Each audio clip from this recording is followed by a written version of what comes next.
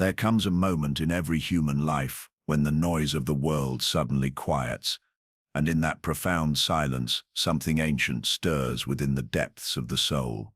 It is not a voice that speaks in words, but a knowing that rises from the very marrow of existence, a compass needle that has been waiting, perhaps for decades, to align with its true magnetic north. This is the awakening of the inner navigator, that archetypal guide which Jung recognized as the self speaking through the labyrinth of consciousness, calling us home to our authentic nature.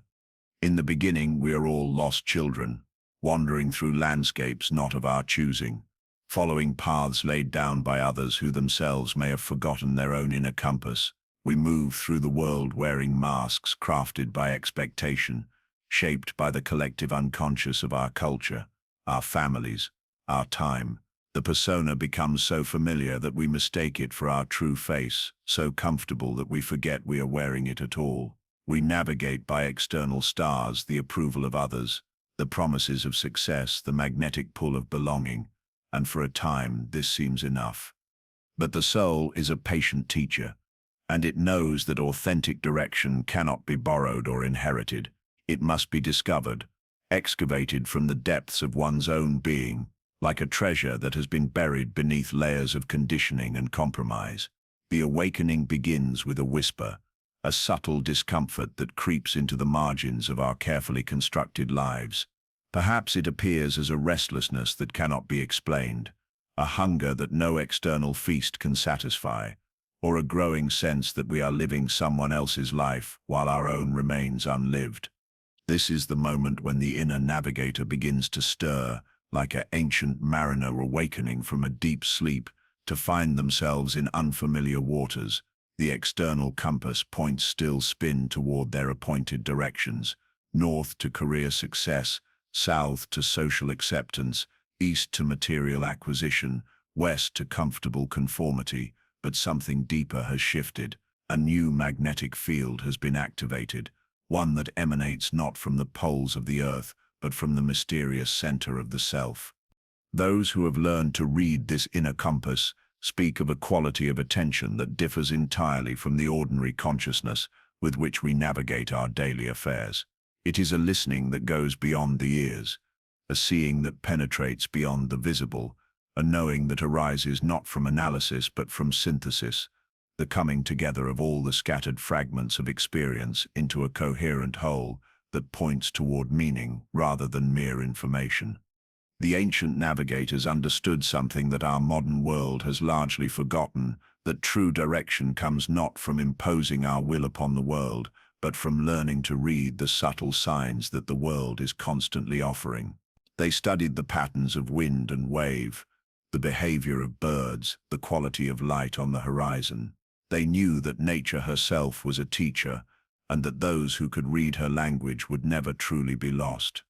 In the same way, those who awaken to their inner compass learn to read the subtle signs that their own nature is constantly providing. They begin to notice the quality of energy that different choices evoke, the way certain paths feel expansive while others create a subtle contraction in the chest. They become sensitive to the difference between the voice of fear disguised as wisdom and the voice of wisdom that may initially evoke fear because it calls them toward unknown territory. This awakening is not a single moment, but a process, like the slow brightening of dawn that gradually reveals a landscape that has been present all along but hidden by darkness. The inner navigator does not announce itself with fanfare, but with a quiet authority that grows stronger the more it is trusted. It speaks in the language of intuition, of synchronicity, of dreams that carry more weight than waking thoughts, of bodily sensations that serve as an internal barometer for truth and deception. Jung understood this process as the beginning of individuation, the lifelong journey toward becoming who we truly are rather than who we have been conditioned to believe we should be. It is a path that requires tremendous courage, for it inevitably leads us away from the safe harbors of collective approval and into the unknown waters of our own authentic being. The inner compass does not point toward what is easy or comfortable, but toward what is true and necessary for the complete expression of our unique nature. The awakening brings with it a fundamental shift in how we understand authority itself, where once we looked outside ourselves for permission, direction, and validation, we begin to recognize that the ultimate authority for our lives resides in the mysterious depths of our own being. This does not mean we become isolated or rebellious, but rather that we learn to distinguish between the wisdom of others that resonates with our inner truth and the expectations of others that would require us to betray our authentic nature. Like the ancient mystics who spoke of an inner teacher more reliable than any external guru, those who awaken to their inner compass discover that they carry within themselves a source of guidance that has been present from the beginning, but obscured by the noise of the world. This inner teacher does not speak in commandments, but in subtle promptings, not in certainties, but in invitations to explore, not in rigid rules, but in organic responses to the ever-changing circumstances of life. The process of awakening is often precipitated by crisis, by moments when our external compass fails us so completely that we have no choice but to turn inward. Perhaps it is the collapse of a career we thought defined us, the ending of a relationship we believed would last forever, the confrontation with mortality through illness or loss. These dark nights of the soul serve a sacred function, stripping away the external supports we have relied upon until we are forced to discover the unshakable foundation that exists within our own depths. In these moments of disorientation, when all familiar landmarks have disappeared and we find ourselves in territories we never expected to explore, the inner compass reveals its true nature. Like a magnetic needle that finds its true north even in the midst of a storm, this inner guidance system proves most reliable precisely when external circumstances are most chaotic. It operates according to principles that transcend the ordinary logic of cause and effect, pointing not toward what we think we want, but toward what our soul requires for its complete expression.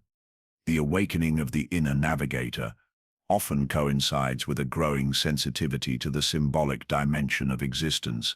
Events that once seemed random begin to reveal patterns, coincidences that once seemed meaningless begin to carry weight and significance. The boundary between inner and outer reality becomes more permeable, and we begin to experience the world as a living symbol system that is constantly offering guidance to those who have learned to read its language. This symbolic consciousness represents a return to an older way of knowing, one that our ancestors understood intuitively, but that our rational materialistic culture has largely abandoned. It is a way of perceiving that recognizes the interconnectedness of all phenomena and the meaningful coincidence that Jung called synchronicity. When the inner compass awakens, we begin to experience life as a conversation between our conscious will and the larger intelligence of the universe, a dance between intention and surrender that reveals new depths of meaning at every turn. The development of this inner navigation system requires what Jung called active imagination, the capacity to enter into dialogue with the unconscious contents that are seeking expression through our lives. This is not mere fantasy or wishful thinking, but a disciplined practice of listening to the images, emotions, and impulses that arise from the depths of the psyche and learning to translate them into conscious understanding and action. Those who have learned to trust their inner compass often speak of a quality of flow that enters their lives, a sense of being carried by currents larger than their individual will, but that somehow serve their deepest purposes. This is not passivity, but a dynamic responsiveness to the moment-by-moment guidance that emerges when we learn to balance conscious intention with unconscious wisdom. It is the difference between forcing our way through life and learning to sail with the winds that are actually blowing. The inner compass operates according to what we might call soul logic, a way of reasoning that takes into account not only the immediate practical consequences of our choices, but their meaning, their relationship to our overall life pattern, their contribution to the ongoing process of becoming who we are meant to be. This logic often appears to contradict conventional wisdom, leading us to make choices that seem impractical or even foolish from the perspective of ordinary consciousness, but that prove to be essential steps in our unique path of development. As the inner navigator awakens, we begin to recognize the difference between the voice of the ego, that part of ourselves that seeks control, security, and recognition, and the voice of the self, that deeper aspect of our nature that seeks wholeness, meaning, and authentic expression. The ego's compass points toward what we think we need to be happy and successful, while the self's compass points toward what we actually need to become complete human beings. This recognition brings with it a fundamental reorientation of values, where once we may have measured our progress by external standards of achievement and accumulation, we begin to evaluate our choices based on their contribution to our inner development. Success becomes less about reaching predetermined destinations and more about the quality of attention and presence we bring to each moment of the journey. The awakening process is often accompanied by a sense of coming home to ourselves after a long journey through foreign lands. There is a recognition, sometimes sudden and sometimes gradual, that we have been seeking outside ourselves what was always available within. The inner compass has been present all along, waiting patiently for us to quiet the external noise long enough to hear its subtle guidance. This homecoming is not a destination, but a way of traveling, not a place we arrive at, but a quality of presence we bring to wherever we find ourselves. The inner navigator does not promise to make our path easier or more comfortable, but it does promise to make it more meaningful, more aligned with our essential nature, more contributory to the larger pattern of which we are a part. Those who have awakened to their inner compass often describe a sense of collaboration with forces larger than themselves, a feeling that they are being guided not by their personal will alone, but by the wisdom of the collective unconscious, the archetypal patterns that shape human experience across cultures and throughout history. They recognize themselves as unique expressions of universal themes, individual notes in a cosmic symphony that is always seeking greater harmony and wholeness. The inner compass reveals that we are not isolated individuals struggling against an indifferent universe, but integral parts of a living system that is constantly evolving toward greater consciousness and complexity. Our personal journey of awakening contributes to this larger process of evolution, and the guidance we receive from our inner navigator serves not only our individual development, but the collective healing and transformation of which we are a part. As this recognition deepens, the awakening of the inner navigator becomes not just a personal achievement, but a sacred responsibility. We begin to understand that our unique path of development is not merely for our own benefit, but serves the larger purposes of existence itself. The compass that guides us toward our authentic expression simultaneously guides us toward our proper place in the web of relationships that connects all beings. This understanding transforms our relationship to uncertainty and change. Where once we may have sought security through external guarantees and fixed plans, we learn to find stability in our capacity to navigate whatever circumstances arise. The inner compass becomes a source of confidence that is not dependent on controlling outcomes, but on our ability to respond authentically to whatever life presents. The awakening brings with it a deeper appreciation for the mystery that underlies existence. The inner compass does not provide simple answers or eliminate the fundamental questions of human life, but it does provide a reliable means of engaging with these mysteries in a way that promotes growth and understanding. We learn to trust the process of unfolding even when we cannot see the destination, to have faith in the guidance even when it leads us into territories we never planned to explore. This trust is not blind faith, but an earned confidence based on repeated experiences of following the inner guidance and discovering that it leads, if not always to what we wanted, then consistently to what we needed for our continued development. The inner navigator proves its reliability, not by making life predictable, but by helping us navigate unpredictability with grace and wisdom. As the compass needle of the soul finds its true magnetic north, we begin to experience a quality of peace that is not dependent on external circumstances.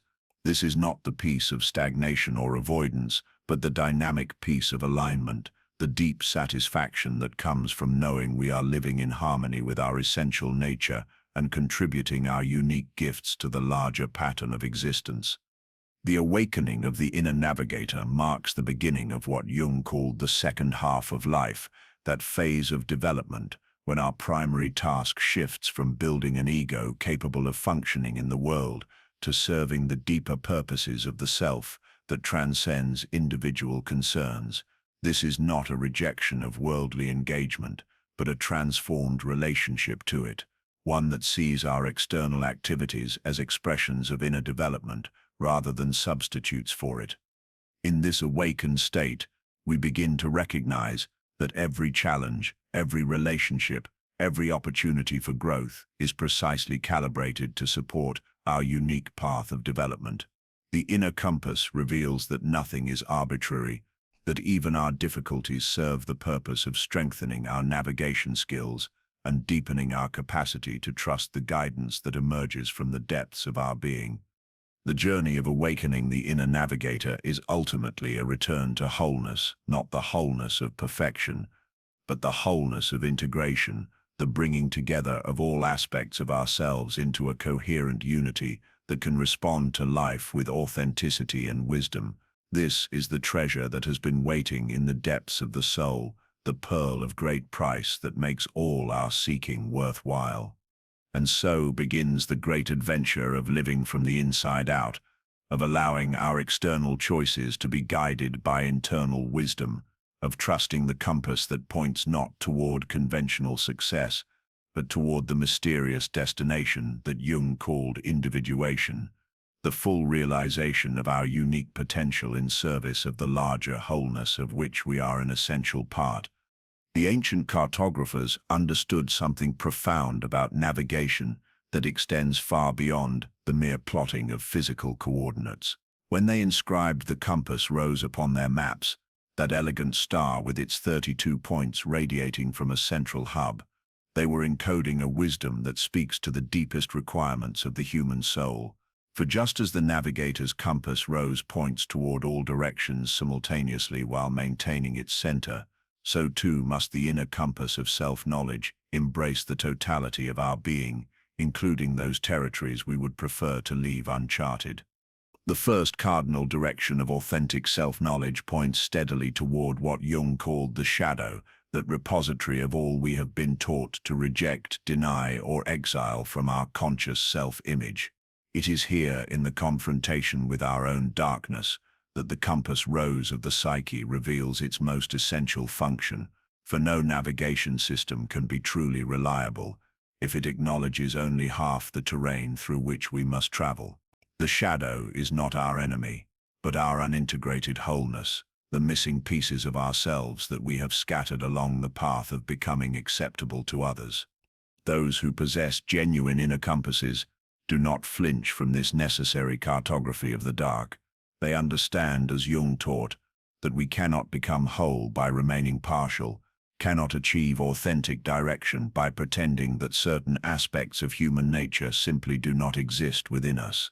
The shadow contains not only our capacity for cruelty, selfishness, and destruction, but also our unrealized potential, our unlived creativity, our suppressed vitality, everything that did not fit the narrow specifications of who we were supposed to become. The journey into shadow territory requires the courage of the mythic hero, but it is a heroism of a different order than that celebrated in our cultural stories. This is not the heroism of conquest, but of integration, not the heroism of slaying the dragon, but of learning to speak its language. For the dragon of the shadow, when approached with genuine curiosity rather than moral condemnation, reveals itself to be a guardian of treasures that our conscious self desperately needs for its completion. In the alchemical traditions that Jung studied so deeply, this encounter with the shadow was called the nigredo, the blackening, the necessary descent into the dark material that must be faced before any genuine transformation can occur. The alchemists understood that you cannot create gold without first acknowledging the lead, cannot achieve the philosopher's stone without first embracing the base matter from which it must be refined. The shadow work of self-knowledge follows this same principle. We cannot become who we truly are without first accepting who we actually are, including the parts of ourselves we would prefer to disown. The compass rose of self-knowledge reveals that our shadow contains not only personal material, the aspects of ourselves we have rejected based on family and cultural conditioning, but also what Jung called the collective shadow, those universal human potentials that our particular time and place have deemed unacceptable. The person who has never accessed their capacity for healthy anger may find that the shadow holds not just personal resentment, but the collective wisdom of appropriate boundaries. The individual who has been taught that ambition is selfish may discover in their shadow the collective drive toward creative expression and meaningful contribution. This recognition transforms our relationship to the darker emotions and impulses that arise within us. Rather than seeing them as evidence of moral failure or psychological pathology, we begin to understand them as messengers from the unconscious, carrying information about aspects of ourselves that require attention and integration. The sudden surge of jealousy points toward unlived desires and unacknowledged needs. The flash of rage illuminates boundaries that have been violated and authentic responses that have been suppressed. The whisper of despair reveals the ways in which we have betrayed our own deeper nature in service of external expectations. Those with developed inner compasses learn to read these shadow messages with the same careful attention that mariners give to changes in wind and weather. They understand that every emotional storm carries navigational information. Every psychological disturbance points towards some aspect of the personality that is seeking recognition and integration. They do not suppress these difficult feelings, but neither do they identify with them completely. Instead, they develop what Jung called the transcendent function, the capacity to hold the tension between opposing aspects of the psyche until a new synthesis emerges. This work of shadow integration is not a comfortable process. It requires us to acknowledge capacities within ourselves that may horrify our conscious self-image. The person who prides themselves on being kind must face their capacity for cruelty. The individual who has built their identity around being rational must encounter their irrational depths. The one who has always been the helper must acknowledge their own needs and dependencies. Each of these recognitions feels like a death of sorts, the death of a partial self-image that, while limited, provided a sense of security and identity. Yet those who persist in this cartography of the complete self discover something remarkable. The very qualities they feared most in themselves, when consciously acknowledged and integrated, become sources of strength and authenticity rather than weakness and shame. The acknowledged capacity for cruelty transforms into appropriate firmness and necessary boundaries. The integrated irrationality becomes intuition and creative inspiration. The accepted neediness evolves into the ability to form genuine intimacy and mutual support. This is the paradox at the heart of shadow work. We become more genuinely good, not by suppressing our capacity for badness, but by consciously choosing goodness from a place of complete self-knowledge.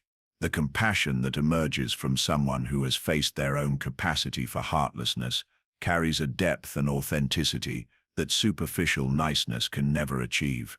The courage that develops in someone who has acknowledged their own cowardice possesses a quality of groundedness that mere bravado lacks entirely. The compass rose of self-knowledge reveals that shadow work is not a destination but a way of traveling. There is no point at which we can declare the shadow completely integrated, no final achievement of psychological wholeness that eliminates the need for continued vigilance and self-examination. The shadow grows and changes as we do, constantly generating new material for integration as our consciousness expands and our life circumstances evolve. Those who understand this ongoing nature of shadow work develop what we might call shadow literacy, the ability to read the signs of projection, denial, and unconscious identification as they arise in daily life. They become sensitive to the moments when their emotional reactions are disproportionate to present circumstances, recognizing these as opportunities to reclaim projected aspects of themselves. They notice when they feel inexplicably drawn to or repelled by certain people, understanding that these intense reactions often point toward disowned parts of their own nature. The practice of shadow work transforms our relationship to others as profoundly as it changes our relationship to ourselves.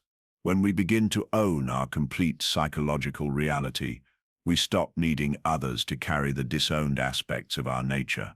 The person who has integrated their own capacity for laziness stops feeling compulsively driven to criticize others for their lack of productivity. The individual who has acknowledged their own tendency toward dishonesty stops being hyper-vigilant about others' deceptions. This does not mean we become naive or lose our capacity for discernment, but rather that our judgments become more accurate because they are less contaminated by our own unowned material. Jung understood that this work of shadow integration serves not only individual development but collective healing as well. When we stop projecting our disowned darkness onto others, whether individuals or groups, we contribute to the reduction of the very conflicts and hatreds that plague human relationships at every level.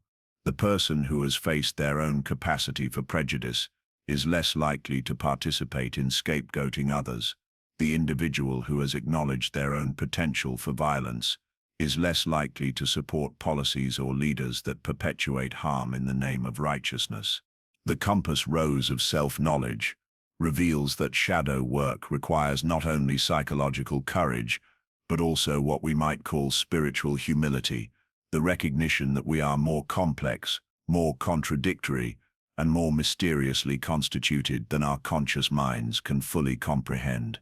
This humility protects us from the spiritual pride that can arise when we mistake psychological insights for moral superiority, when we begin to believe that because we have done some inner work, we are somehow better than those who have not. True shadow integration leads not to self-congratulation, but to compassion, compassion for ourselves in our ongoing struggle to become whole, and compassion for others who are engaged in the same difficult work of human development.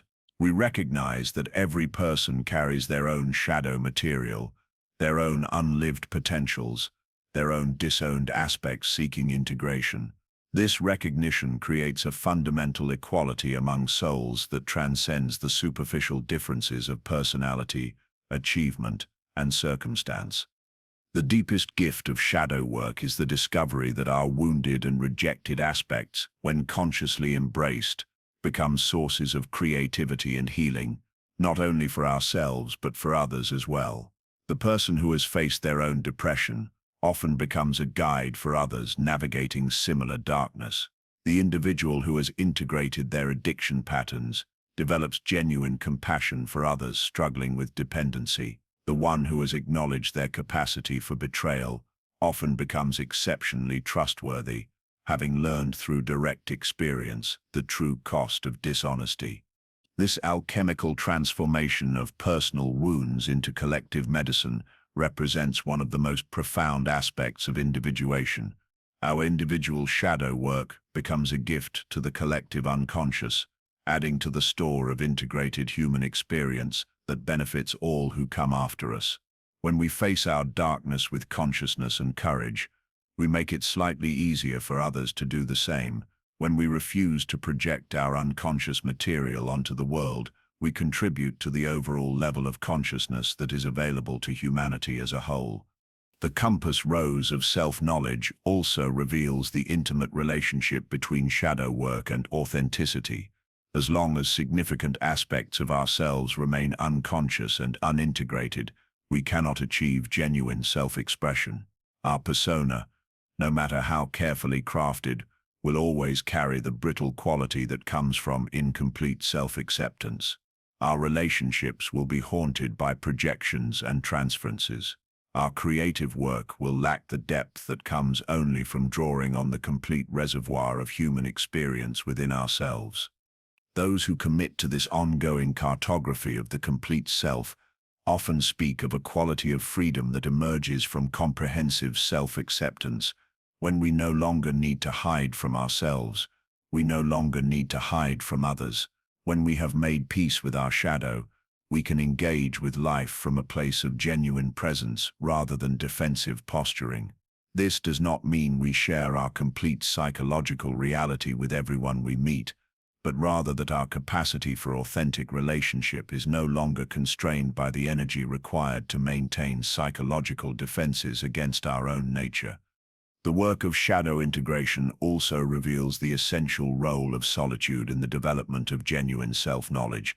There are aspects of ourselves that can only be encountered in the silence of our own company, depths that can only be explored when we are not performing for others or managing their impressions of us.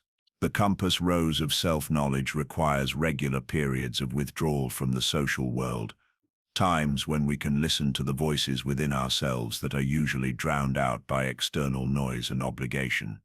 This solitude is not isolation but incubation, the necessary darkness in which new aspects of selfhood can gestate and emerge. Like the seed that must spend time in the dark earth before it can reach toward the light, our shadow material requires periods of patient attention and gentle exploration before it can be transformed into conscious wisdom. Those who develop strong inner compasses learn to protect and value these times of inner exploration, understanding that they are not luxuries but necessities for continued psychological and spiritual development. The compass rose of self-knowledge ultimately reveals that wholeness is not a destination, but a dynamic process of ongoing integration and expansion. Each new life experience brings with it the potential for new shadow material, new aspects of ourselves to acknowledge and integrate. Each stage of development creates new opportunities for self-discovery and new challenges to our capacity for self-acceptance.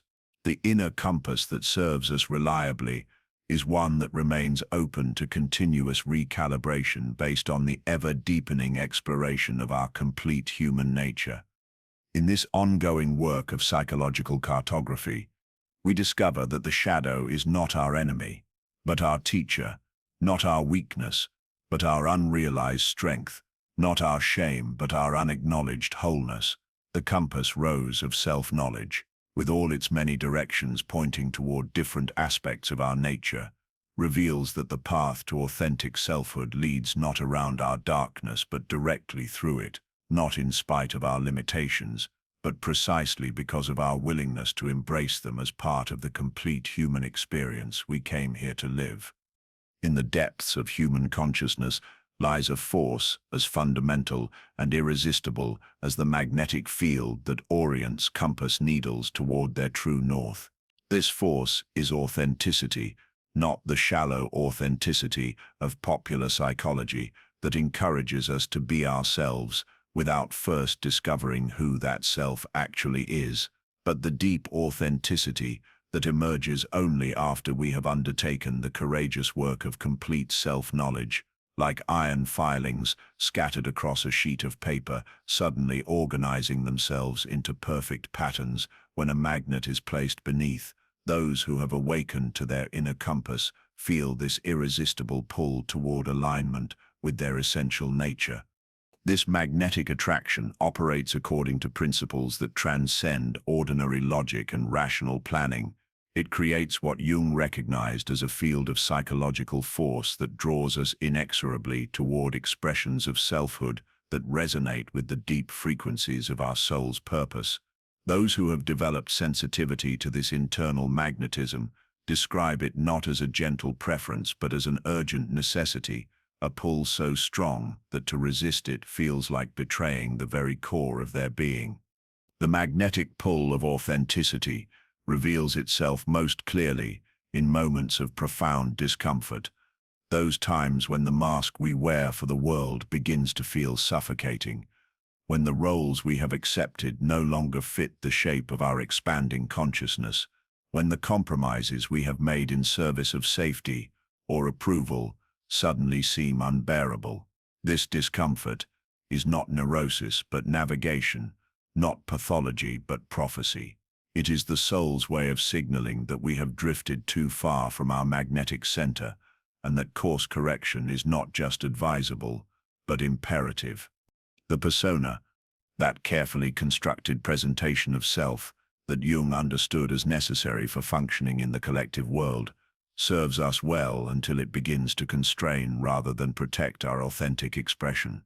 Like a suit of armor that fits perfectly in youth, but becomes restrictive as we grow, the persona that once enabled our survival may eventually threaten our vitality. The magnetic pull of authenticity creates an internal tension that serves as our guidance system, alerting us to the moments when our protective masks have hardened into psychological prisons. Those who learn to read this magnetic field discover that authenticity is not a fixed destination, but a dynamic orientation, a way of aligning ourselves with the ever-evolving truth of our being, rather than with the static expectations of others. This alignment requires what we might call magnetic sensitivity, the capacity to distinguish between the false magnetism of external approval and the true magnetism of internal congruence. The false magnetism promises security, acceptance, and predictability, but it pulls us away from our essential nature. The true magnetism may lead us toward uncertainty, challenge, and even temporary isolation, but it draws us toward the only security that is ultimately reliable, the security of being genuine. The development of this magnetic sensitivity often begins with subtle recognitions, moments when we notice that certain activities drain our energy while others mysteriously replenish us, regardless of their difficulty or complexity. The work that aligns with our authentic nature feels effortless, even when it requires tremendous effort. The relationships that honor our true self feel nourishing even when they challenge us to grow. The choices that serve our genuine expression create a sense of rightness that transcends rational justification. Conversely, the magnetic pull of authenticity makes us increasingly sensitive to the psychic cost of incongruence. The energy required to maintain a false persona becomes more noticeable and less sustainable.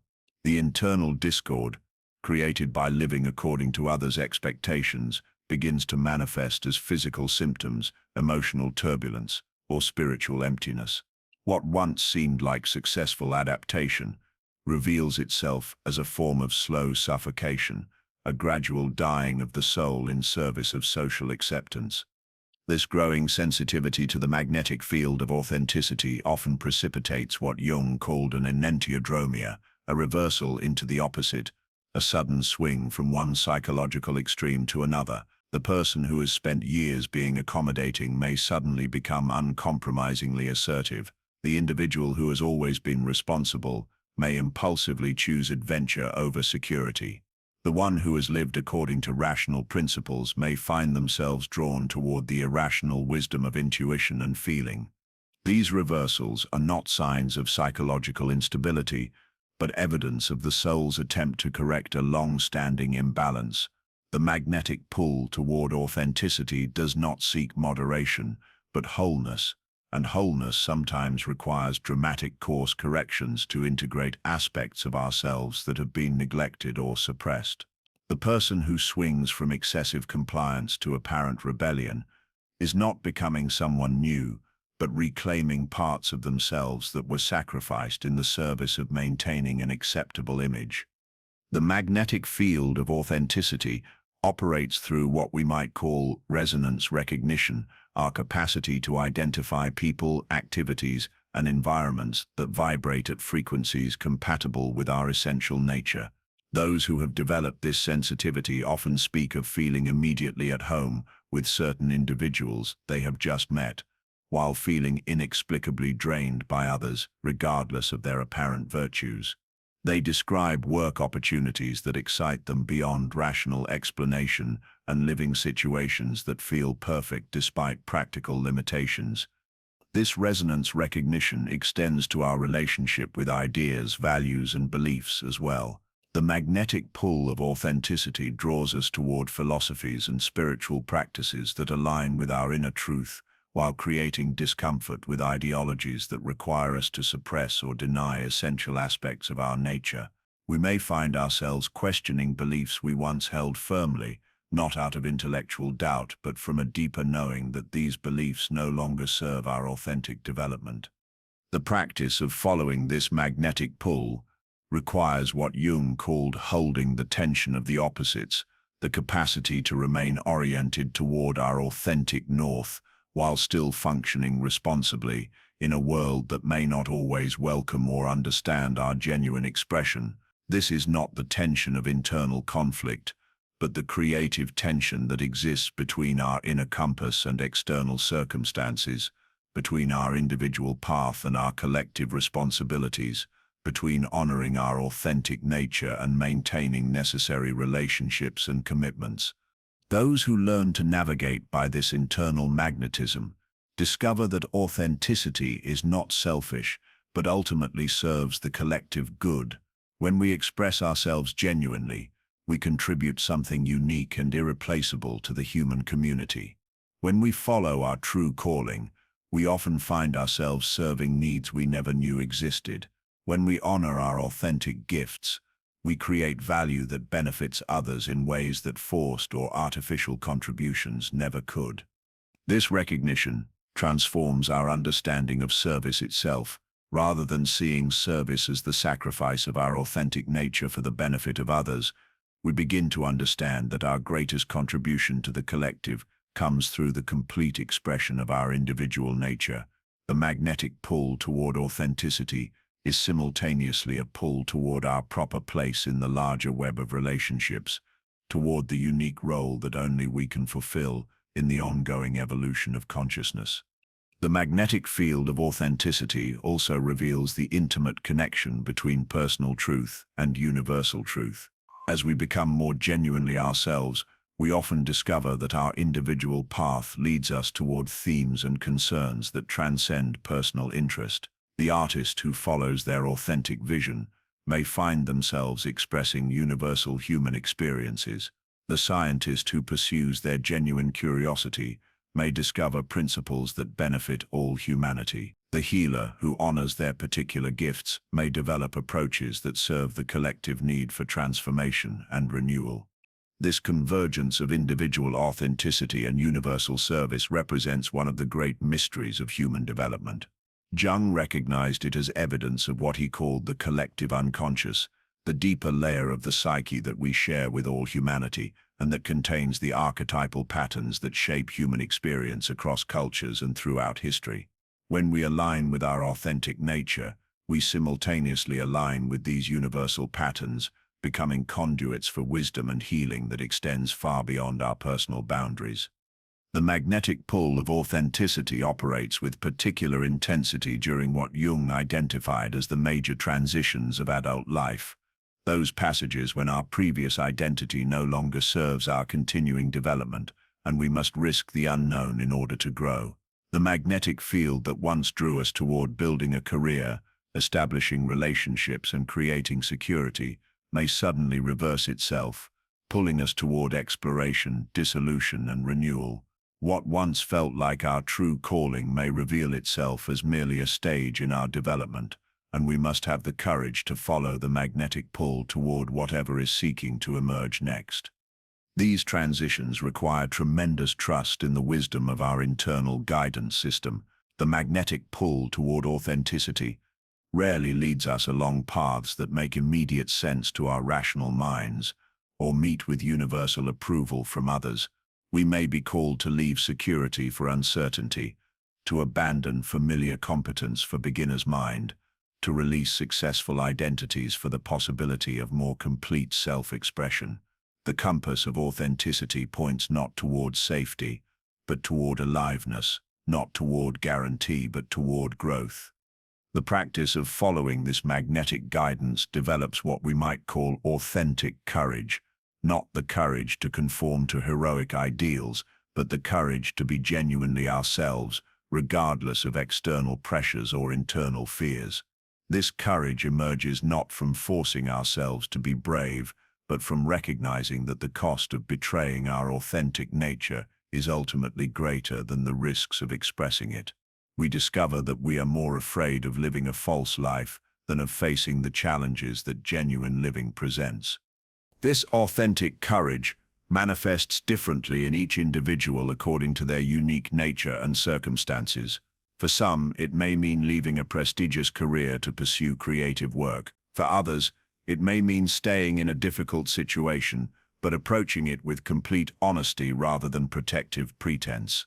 For some, authenticity may require becoming more visible and expressive. For others, it may mean claiming the right to privacy and solitude. The magnetic pull of authenticity does not prescribe universal behaviors but calls each person toward the complete expression of their particular nature.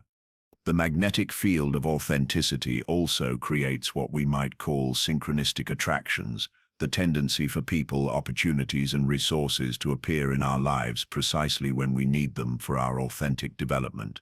Jung understood synchronicity as meaningful coincidence, the causal connection between inner psychological states and outer events that suggests a deeper intelligence operating through our lives.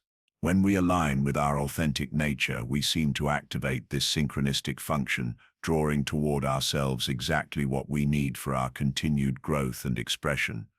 These synchronistic attractions often appear miraculous from the perspective of ordinary causality, but they follow the natural laws of the magnetic field created by authentic self-expression. When we are genuinely aligned with our essential nature, we emit a kind of psychological frequency that resonates with compatible energies in our environment. We attract the teachers we need, the opportunities that serve our development, the relationships that support our authentic expression. The cultivation of magnetic sensitivity requires regular periods of inner listening, times when we can attend to the subtle promptings of our authentic nature without the interference of external noise or internal chatter. This listening is not passive, but actively receptive, not empty, but expectant.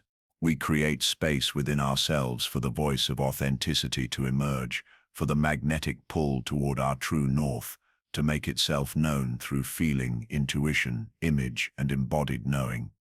Those who develop skill in this inner listening often describe it as a form of prayer or meditation, a sacred dialogue between the conscious mind and the deeper wisdom of the self.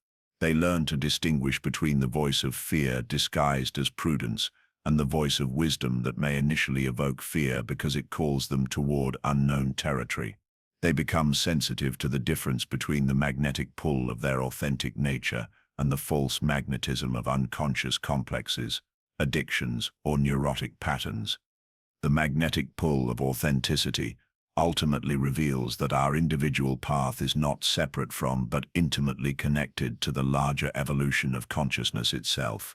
When we follow our authentic compass, we participate in the ongoing creation of new possibilities for human expression and development. Our individual journey toward wholeness contributes to the collective movement toward greater consciousness, integration, and wisdom. In this recognition, the magnetic pull of authenticity reveals its deepest secret, that in becoming most genuinely ourselves, we become most genuinely useful to the world. The magnetism that draws us toward our authentic expression simultaneously draws us toward our proper service in the grand symphony of existence, toward the unique note that only we can contribute to the cosmic harmony that is always seeking greater beauty, truth, and wholeness.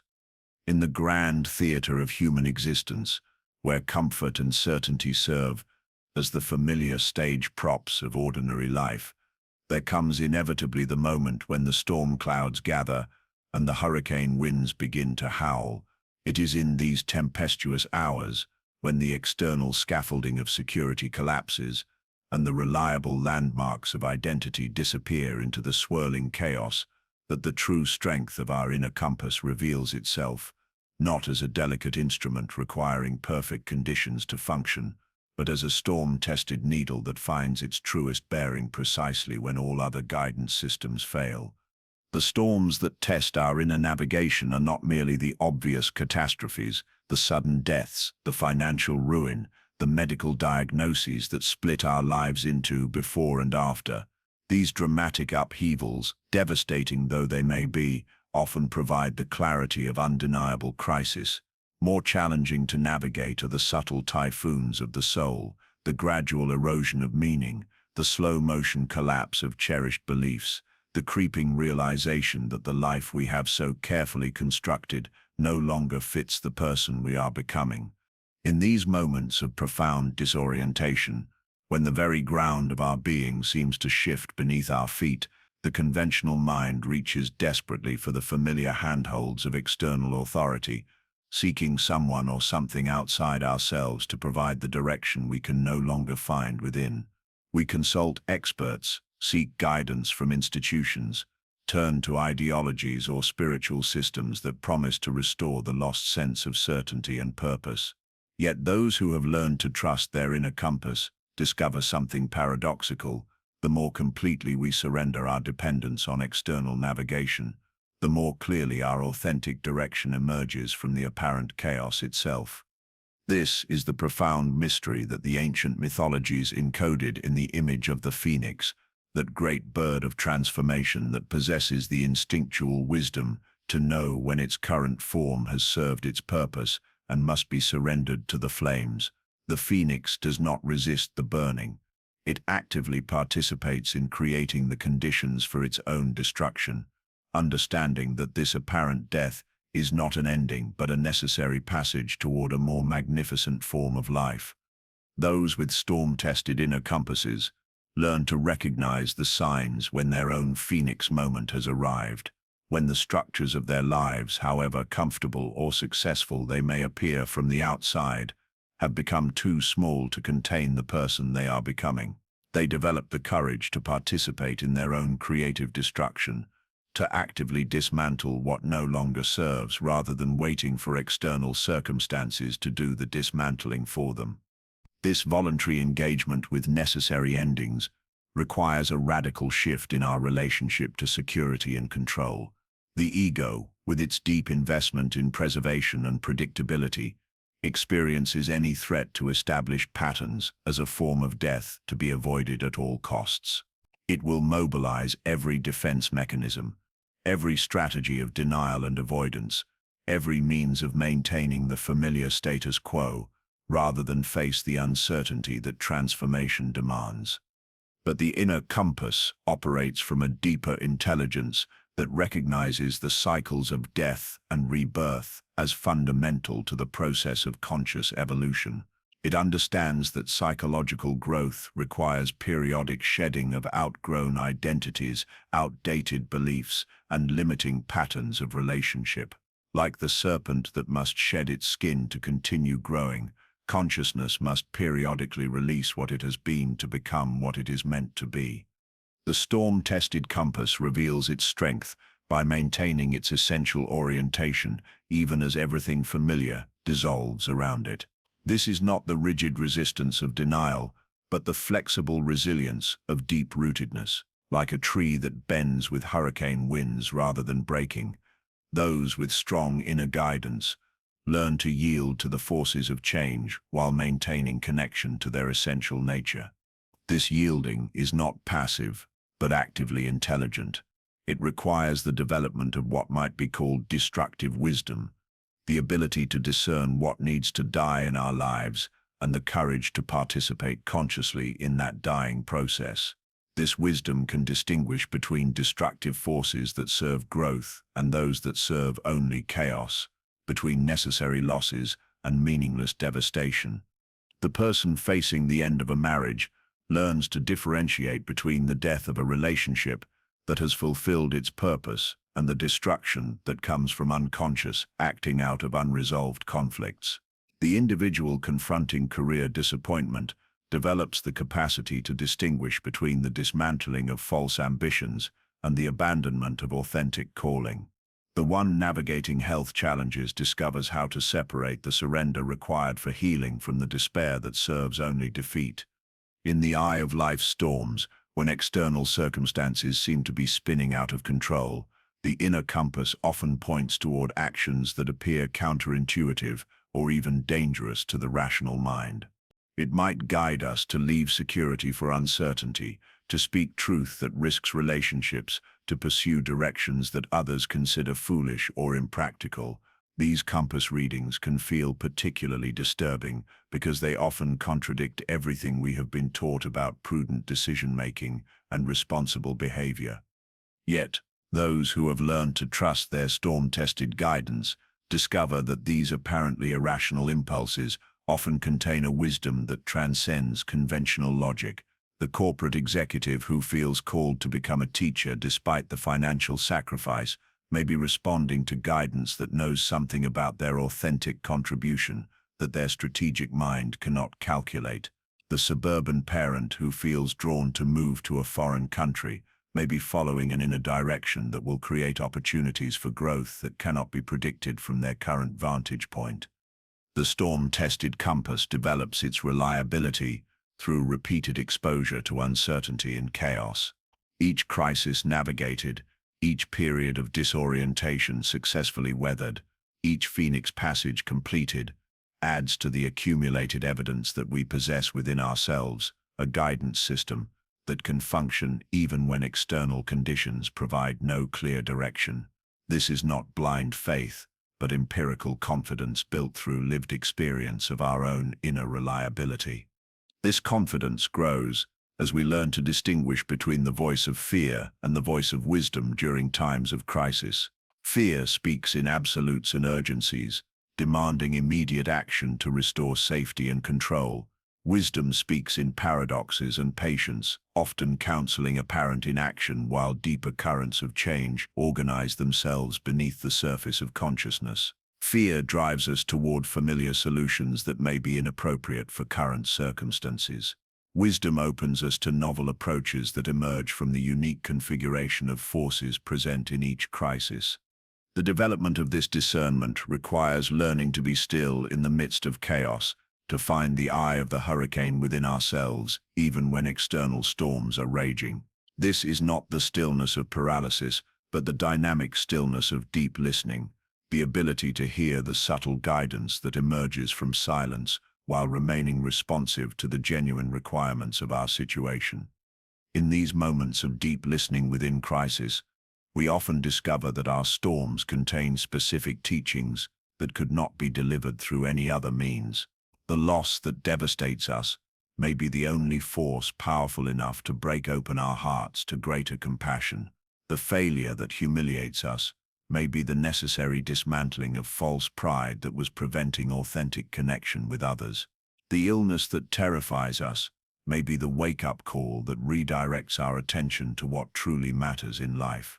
This is not the cheap consolation that everything happens for a reason, but the hard-won recognition that meaning can be made from even the most difficult circumstances when we develop the capacity to extract wisdom from our wounds. The storm-tested compass learns to read these deeper currents of significance that flow through apparent chaos, finding direction not despite our difficulties, but through conscious engagement with them. The mythology of the phoenix teaches us that the bird does not simply burst into flames randomly, but chooses the moment of its burning with precision timing. Similarly, those with mature inner guidance often discover that their crises arrive not as random misfortunes, but as precisely timed opportunities for transformation that their unconscious wisdom has been orchestrating. The relationship that ends may have been growing increasingly inauthentic for years before the final break. The career that dissolves may have been gradually draining our life force long before the external collapse. The belief system that crumbles may have been developing internal contradictions that finally reached a breaking point. Learning to recognize these patterns of necessary disintegration allows us to participate more consciously in our own transformation processes. Instead of being victims of change, we become co-creators of our metamorphosis. We develop the capacity to sense when something in our lives is ready to die, and the courage to assist in that dying, rather than desperately trying to preserve what is already ending. This conscious participation in our own dissolution and reconstruction requires what Jung called voluntary suffering, the willingness to accept the pain that authentic transformation requires, rather than avoiding it through distraction, denial, or premature comfort-seeking. This is not masochistic self-punishment, but the mature recognition that growth often requires us to outgrow our current limitations, and that outgrowing always involves some form of loss.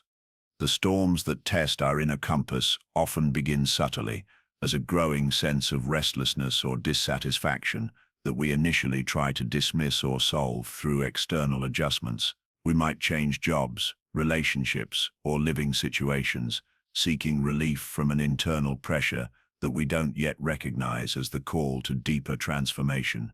When these surface changes fail to provide lasting satisfaction, the pressure intensifies, manifesting as crisis, conflict, or breakdown that forces us to look more deeply at what is actually trying to change. Those who learn to read these early warning signs develop the capacity to respond to transformation pressures before they manifest as external disasters. They recognize the internal storms gathering long before they wreak havoc on their external circumstances. This early recognition allows for more conscious and graceful navigation of necessary changes, though it requires the courage to initiate difficult conversations, make uncertain choices, and release securities before being forced to do so by external circumstances. The storm-tested compass reveals another crucial capacity, the ability to maintain hope and vision, even when current circumstances provide no evidence that improvement is possible. This is not the denial of reality, but the deeper recognition that our current situation, however difficult, is not our permanent condition. Those with strong inner guidance learn to see beyond the immediate chaos to the new possibilities that are gestating within the apparent destruction. This visionary capacity often manifests as unexpected clarity about future directions that emerge precisely when present circumstances seem most confused. In the midst of divorce, a sudden knowing of what kind of relationship we actually want. During career breakdown, a clear sense of our authentic calling. Through health crisis, a profound understanding of how we want to live. These moments of clarity arise not despite our chaos, but because the destruction of old patterns creates space for new vision to emerge. The phoenix mythology reminds us that the bird emerges from its ashes, not as the same creature but as a renewed version of itself, maintaining its essential phoenix nature while being transformed in its expression. Similarly, those who successfully navigate their storm passages discover that they remain fundamentally themselves while being profoundly changed in their capacity, understanding, and way of being in the world. This continuity within transformation allows the storm-tested compass to maintain its essential orientation, even while the form of its expression evolves dramatically. The person who moves from business to ministry may express their essential leadership gifts in completely different contexts, while serving the same deep calling to guide and inspire others. The individual who transitions from parenthood to creative pursuits may channel their nurturing instincts into artistic creation, while maintaining their fundamental caring nature. The storms that test our inner compass also reveal the difference between our essential self and our adapted personality. Under extreme pressure, the superficial aspects of our identity, the roles we play, the images we maintain, the strategies we use to navigate social expectations, often prove inadequate to meet the challenges we face. In these moments, we are forced to reach deeper, to access resources and capacities that we may not have known we possessed. This stripping away of non-essential elements of identity, while often painful, serves the crucial function of revealing who we are beneath all our adaptations and defenses. The person who loses their prestigious career may discover gifts and interests that were suppressed by professional demands. The individual who faces serious illness may find depths of courage and spiritual connection that were buried under the concerns of healthy life. The one who endures relationship breakdown may encounter aspects of their authentic self that were hidden behind the compromises and accommodations of partnership. These revelations of authentic capacity emerge not through positive thinking or self-improvement techniques, but through the stripping away that crisis provides. When our usual coping mechanisms prove inadequate, when our familiar identities no longer serve, when our comfortable assumptions about life are shattered, we are forced to discover what remains when everything non-essential is removed. The storm-tested compass learns to navigate by this essential self rather than by external validation or social expectation. It develops the capacity to find direction from the deepest core of our being. the part of us that exists independent of circumstances and remains constant even as everything else changes. This is not the ego's grandiose sense of specialness, but the humble recognition of our own irreducible nature, the unique signature of consciousness that we represent in the world. Through repeated passage, through life's storms, the inner compass develops what might be called catastrophe competence, the accumulated wisdom that comes from successfully navigating multiple crises and transformations. This competence manifests not as immunity to difficulty, but as confidence in our capacity to meet whatever challenges arise. It is the deep knowing that we have survived other endings and beginnings, other dissolutions and reconstructions, other apparent deaths and surprising rebirths. This competence allows those with storm-tested guidance to approach new challenges with what Buddhism calls beginner's mind, openness to learning from each unique situation, rather than assuming that past experience provides complete preparation for present circumstances. Each crisis contains its own teachings, its own opportunities, its own gifts disguised as difficulties.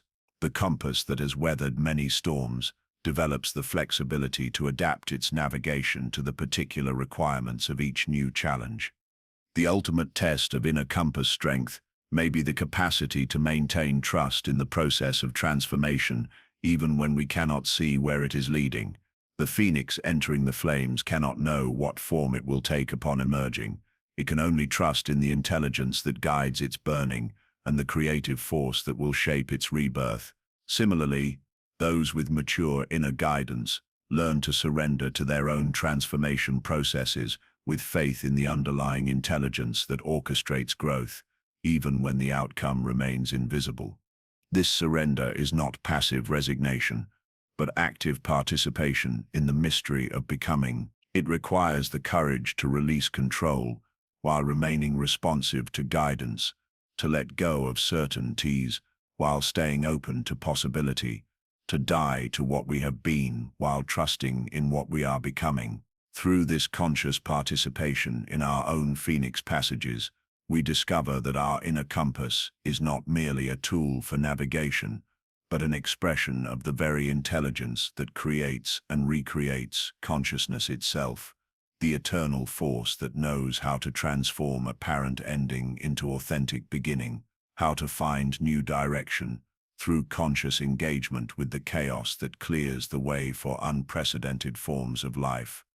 In the deepest chambers of the psyche, where rational thought dissolves into the primordial waters of being, there exists a language older than words, more precise than mathematics, more truthful than any doctrine ever penned by human hand. This is the language of symbols and dreams, the mother tongue of the soul, the archetypal alphabet through which the unconscious mind speaks its eternal wisdom.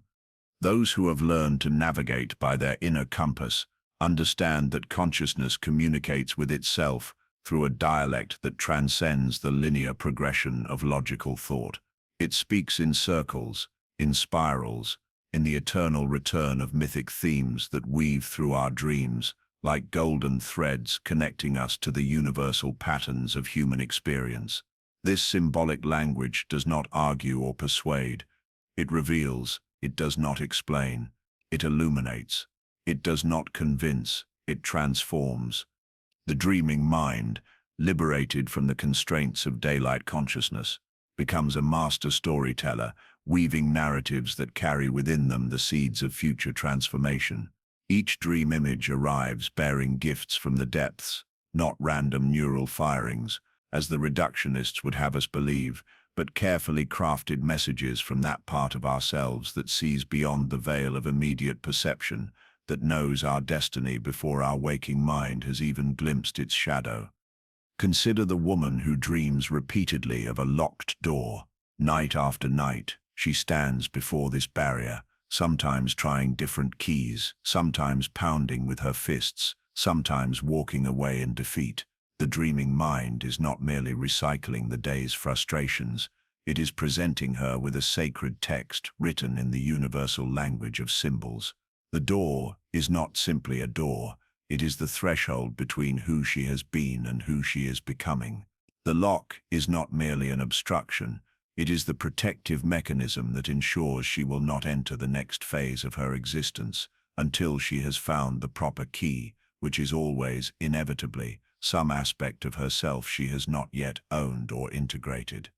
The key, when it finally appears in her dreams, might take the form of a golden serpent, the ancient symbol of transformation and wisdom, or perhaps it manifests as a child offering her a flower, the innocent, uncorrupted aspect of herself that holds the power to unlock what her sophisticated, defensive adult self cannot access.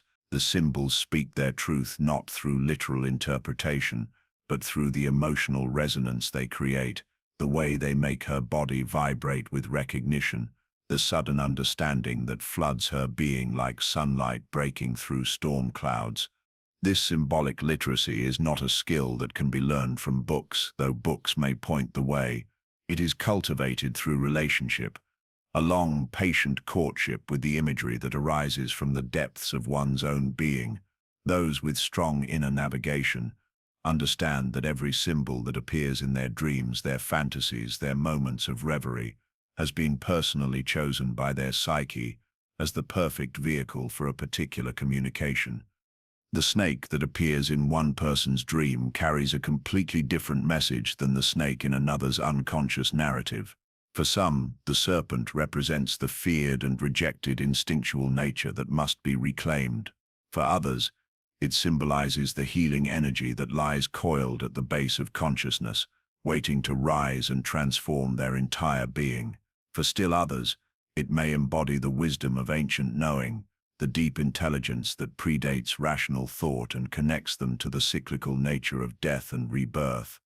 Learning to read these symbols requires what Jung called symbolic attitude, an approach to the psyche's productions that honors their metaphorical rather than literal meaning, that seeks to understand what they reveal about the deeper currents of one's psychological life, rather than what they might predict about external events. This is not the fortune teller's approach to dreams, seeking to divine tomorrow's lottery numbers or next week's romantic encounter. This is the soul's approach to its own communications, recognizing that every image, every narrative, every emotional tone carries information about the ongoing process of becoming whole. The woman with the locked door dreams begins to notice that the door itself changes as her relationship to the symbol evolves. Sometimes it appears as an ancient wooden door, carved with mysterious symbols that seem to shift and dance when she tries to focus on them. Other times it manifests as a modern steel door, cold and impersonal, reflecting her own defended stance toward vulnerability. As she works with the dream, as she dialogues with the door in her imagination, as she begins to understand what it represents in her psychological landscape, the door begins to transform.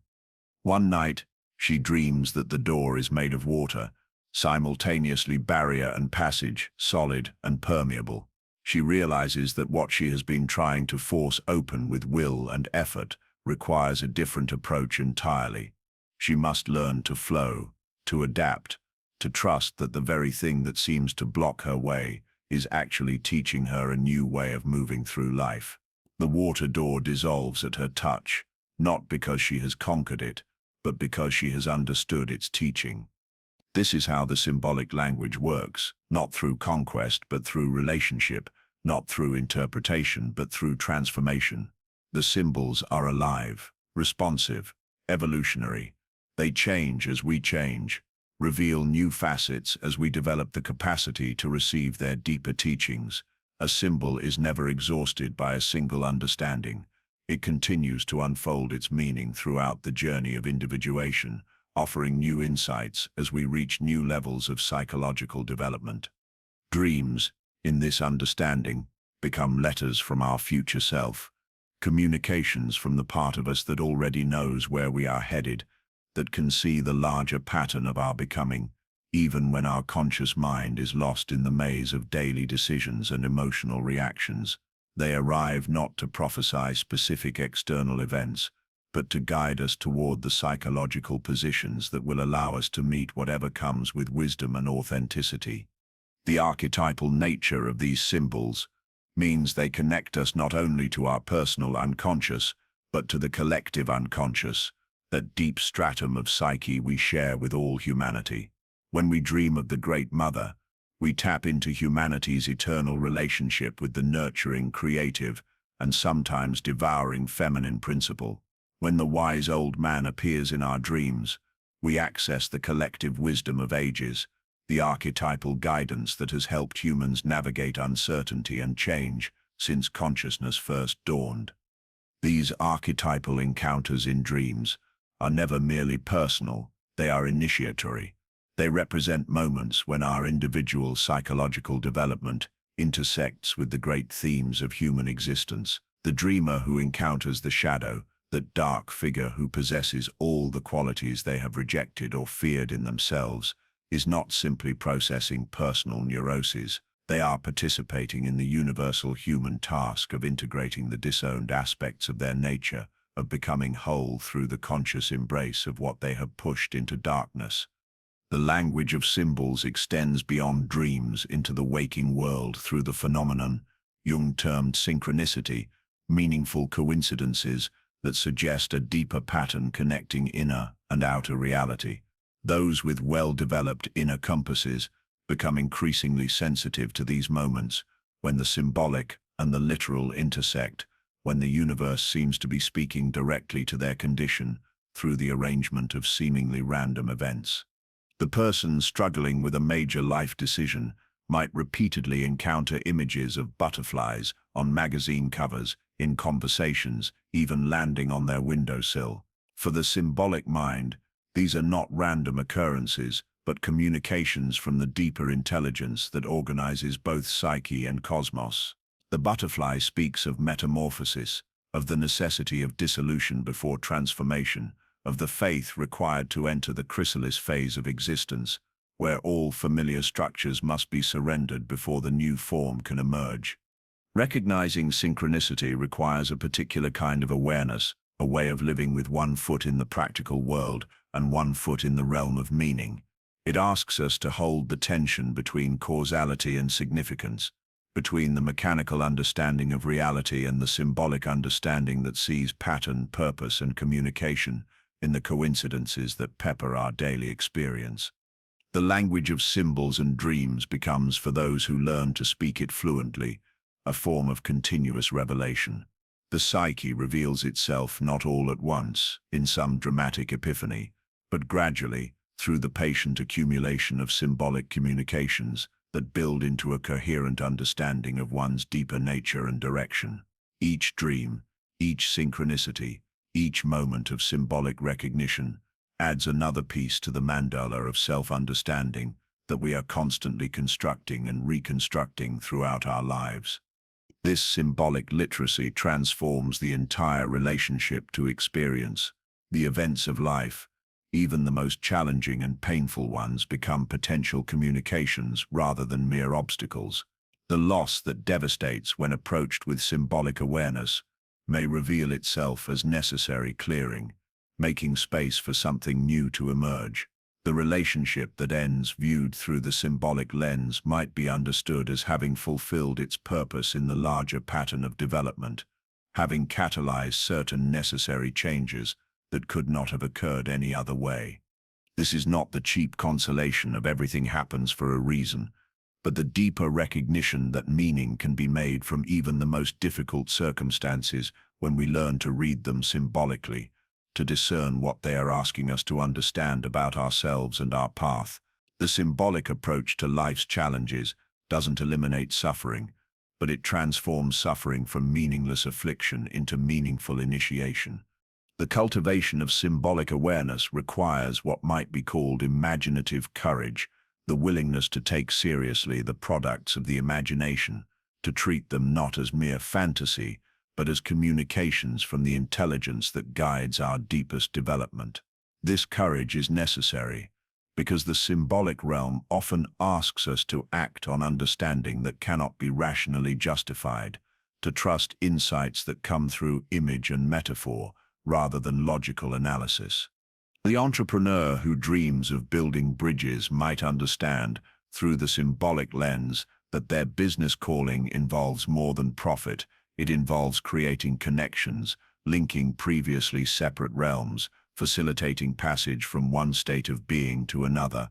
This symbolic understanding might guide them to make decisions that seem economically irrational, but feel deeply right, leading to innovations and opportunities that could never have been predicted through market analysis alone. Dreams often present us with scenarios that would be impossible or absurd in waking life, but these apparent impossibilities carry their own form of truth. The dream where you can fly reveals something about the freedom you are meant to claim. The dream where you speak with animals connects you to instinctual wisdom you have separated from through over-civilization. The dream where the dead offer guidance opens you to resources of wisdom that transcend the boundaries of linear time. These symbolic communications from the unconscious often arrive precisely when we need them most, offering guidance at moments of transition, uncertainty, or crisis. They come not as direct instructions. The psyche is too wise to rob us of the necessity of choice, but as illumination, revealing aspects of our situation that our conscious mind might have missed or avoided. They expand our perception of what is possible, showing us resources we didn't know we possessed, paths we hadn't seen, solutions that emerge from the creative tension between opposites. The symbolic approach to the psyche's communications requires a particular kind of patience, the patience to allow meaning to emerge rather than forcing premature interpretation.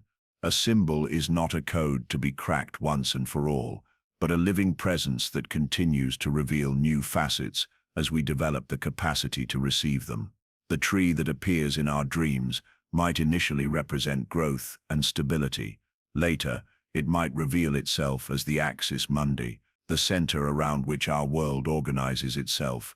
Still later, it might emerge as the symbol of sacrifice and renewal, showing us what must die in us for new life to emerge. This symbolic fluency becomes, for those who develop it, a form of continuous guidance. The inner compass learns to navigate not only by the rational assessment of options, but by the felt sense of which choices resonate with the deeper symbolic patterns of their lives. They learn to recognize when they are living in harmony with their own symbolic nature, and when they have drifted into patterns that violate their deeper truth. The symbols that guide us are often paradoxical, pointing toward truths that cannot be contained within rational categories. The rose that appears repeatedly in dreams or synchronicities speaks simultaneously of beauty and thorns, of the necessity of protection and the call to openness, of the eternal and the temporal. Learning to live with such paradoxical guidance means developing the capacity to hold tension without premature resolution, to act from understanding that transcends the either-or categories of conventional thinking. Through this symbolic literacy, life becomes a continuous conversation between the ego and the self, between the part of us that navigates daily reality and the part that knows our larger destiny. The symbols become messengers, carrying communications between these different levels of our being, ensuring that our choices remain connected to our deepest purposes, even as we adapt to changing circumstances. The development of symbolic awareness is itself a form of individuation, the process of becoming who we truly are, rather than who we think we should be. Each symbol understood, each dream honored, each synchronicity recognized, contributes to the gradual emergence of our authentic nature. We become, through this process, fluent in our own inner language, capable of receiving and responding to the guidance that has always been available, but which we had not yet learned to recognize or trust. This symbolic dialogue with the unconscious becomes ultimately a dialogue with life itself, a recognition that the intelligence that speaks through dreams and synchronicities is the same intelligence that moves the stars in their courses and guides the seed to become the tree. Learning to speak this language is learning to participate consciously in the creative process that is continuously bringing us into being, moment by moment, choice by choice, symbol by symbol.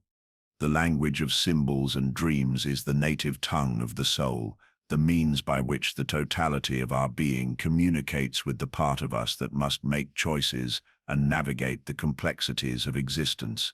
Those who become fluent in this language discover that they are never truly alone, never without guidance, never cut off from the wisdom they need to navigate their path. They have learned to read the letters their future self is continuously sending, and in reading them, they discover that their future self is writing them into being through the very act of symbolic communication itself. In the cacophonous theater of modern existence, where every voice clamors for attention and every opinion demands validation, there exists a sacred necessity that the soul recognizes even when the mind resists the imperative of solitude, not the hollow solitude of isolation or abandonment, but the fertile solitude of conscious withdrawal, the deliberate creation of inner sanctuary, where the authentic self can emerge from beneath the accumulated layers of social conditioning and external expectation. Those who have developed strong inner compasses understand that clarity is not born from the collision of competing voices, but from the gradual settling that occurs when the mind's chatter subsides and the deeper currents of being become audible. Like sediment in a glass of muddy water that slowly clears when allowed to rest undisturbed, the psyche reveals its natural transparency only in the stillness that solitude provides. This is not the solitude of escape, though it may initially feel like flight from the overwhelming demands of a world that seems to have forgotten the value of silence. This is the solitude of return, the conscious journey back to the source from which all authentic action springs. It is the hermit's cave, the monk's cell, the artist's studio, the poet's garden, any space, physical or temporal, where the soul can spread its wings without bumping against the expectations of others. In our hyperconnected age, where the boundary between self and other has become increasingly porous, where our thoughts are shaped by algorithms and our desires manufactured by marketing departments, the practice of solitude becomes a radical act of self-preservation. It is the conscious choice to step outside the collective trance, to unplug from the matrix of shared assumptions and reconnect with the original frequency of our own being. The modern mind, trained to equate productivity with worth and connection with meaning, often experiences the call to solitude as a form of selfishness or social failure. We have been conditioned to believe that isolation is pathological, that healthy people always want to be around others, that the hermit impulse represents some form of psychological dysfunction. Yet those who heed the call to regular periods of aloneness discover that solitude is not the opposite of connection, but its necessary foundation. In solitude, we begin to distinguish between our authentic voice and the chorus of internalized others that usually dominates our mental landscape. We discover thoughts that are genuinely our own, rather than recycled opinions picked up from family, friends, media, or cultural conditioning. We encounter desires that emerge from our essential nature, rather than from the comparative mind that constantly measures itself against external standards. This process of separation requires patience and courage. The initial phases of solitude often bring not peace but agitation, as the mind, accustomed to external stimulation, rebels against the absence of distraction. The voices that we have been avoiding through constant activity and interaction suddenly become audible. The inner critic, the anxious worrier, the ambitious planner, the nostalgic reminiscer. Solitude forces us to meet these aspects of ourselves directly, without the buffer of external engagement. But as we learn to sit with these internal voices, without immediately responding to their demands, something profound begins to shift. The voices themselves start to settle, like excited children who gradually quiet down when they realize that their agitation is not generating the expected response. Beneath the surface noise of mental chatter, deeper currents of awareness begin to make themselves known. The practice of solitude becomes a form of meditation, though not necessarily in the formal sense. It is the cultivation of presence to one's own being, the development of the capacity to be with oneself without needing to be entertained, validated, or distracted. In this presence, we begin to notice subtle aspects of our inner life that are usually drowned out by the demands of social interaction and external activity. We become aware of the rhythms of our energy, when we naturally feel expansive and when we contract, when creativity flows most easily and when rest is most needed. We discover preferences that have nothing to do with what others might think, colors that genuinely please us, thoughts that intrigue us, activities that absorb us completely. We encounter the edges of our personality, the places where our natural temperament meets its limits, where growth requires us to stretch beyond our comfortable patterns. In solitude, the inner compass begins to recalibrate itself, freed from the magnetic interference of other people's expectations and agendas. The needle stops swinging wildly between different possible directions and gradually settles into alignment with our authentic orientation. This process cannot be rushed or forced. It requires the same patient waiting that a photographer uses when allowing a long exposure to capture the light that is invisible to hurried perception. The sanctuary of solitude need not be exotic or elaborate. It might be as simple as a chair by a window where we sit each morning before the day's demands begin their assault. It might be a walking path where we stroll without destination, allowing thoughts and feelings to arise and dissolve naturally. It might be the practice of eating a meal alone, without book or phone or television, simply attending to the tastes and textures and the internal responses they generate. What matters is not the specific form the solitude takes, but the quality of attention we bring to it, the willingness to be present to our own experience without immediately trying to improve it, understand it, or share it with someone else. This is presence without agenda, awareness without goal, companionship with ourselves without the need to be anything other than what we are in this moment. In these periods of conscious aloneness, we begin to notice the difference between loneliness and solitude. Loneliness is the painful awareness of disconnection from others. Solitude is the nurturing awareness of connection to ourselves. Loneliness drives us toward external contact to fill an inner emptiness. Solitude reveals that the inner space we thought was empty is actually full of presence, awareness, and possibility. The hermits of ancient traditions understood something that our culture has largely forgotten, that the capacity for meaningful relationship with others depends upon the prior establishment of meaningful relationship with oneself. The person who cannot bear to be alone inevitably brings a quality of desperation to their interactions with others, using relationships to avoid the inner work that only solitude can facilitate. But the person who has learned to find nourishment in aloneness brings a different quality to their connections with others, not the neediness of someone seeking completion from outside themselves, but the abundance of someone who has discovered their own wholeness and wishes to share it.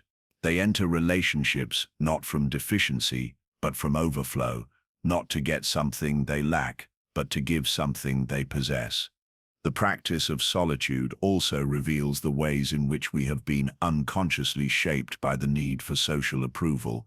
In the absence of an immediate audience, we begin to notice how many of our thoughts, feelings, and actions are performed for the imagined judgment of others.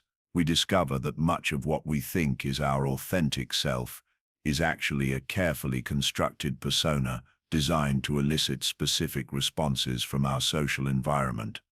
This recognition can initially be disorienting or even distressing. If so much of what we thought was genuinely ours turns out to be borrowed or performed, what remains? But this dissolution of the false self is not a loss, but a liberation. Beneath the accumulated layers of social conditioning lies something indestructible, the core self that exists independent of external validation, the essential nature that was present before we learned to perform for others and will remain when all performances end. In solitude, this core self begins to reveal itself gradually, tentatively, like a wild animal that has learned to associate human presence with danger and must slowly be convinced that it is safe to emerge from hiding.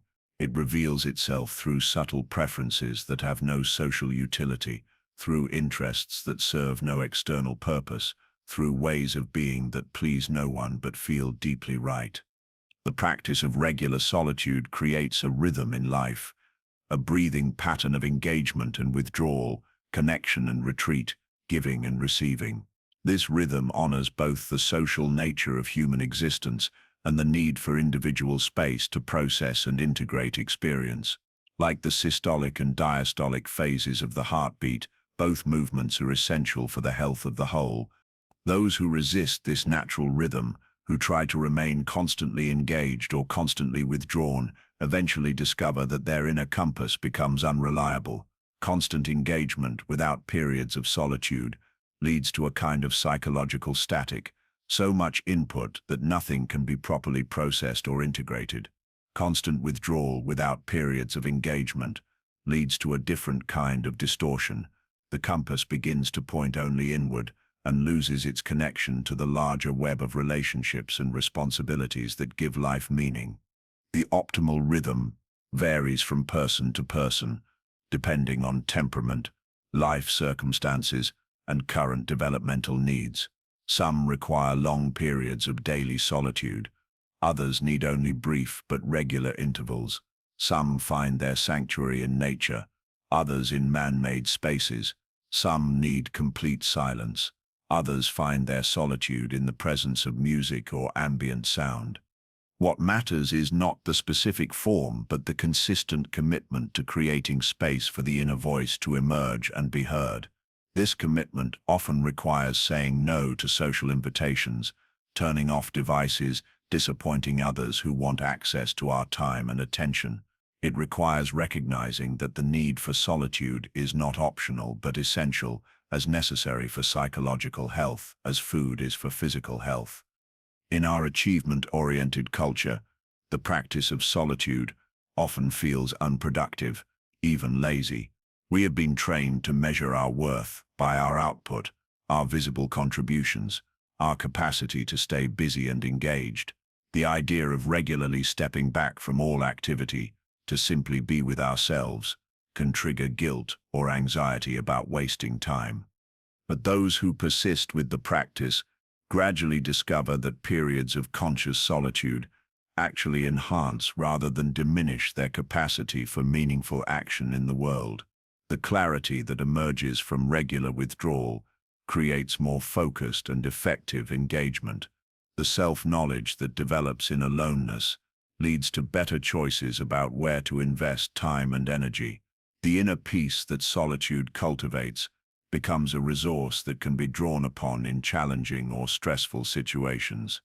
The hermit phase is not necessarily a permanent lifestyle, but often a necessary stage in psychological development. At certain transitions in life, after major losses, before significant changes, during periods of confusion or uncertainty, the soul calls for extended time in the sanctuary of solitude.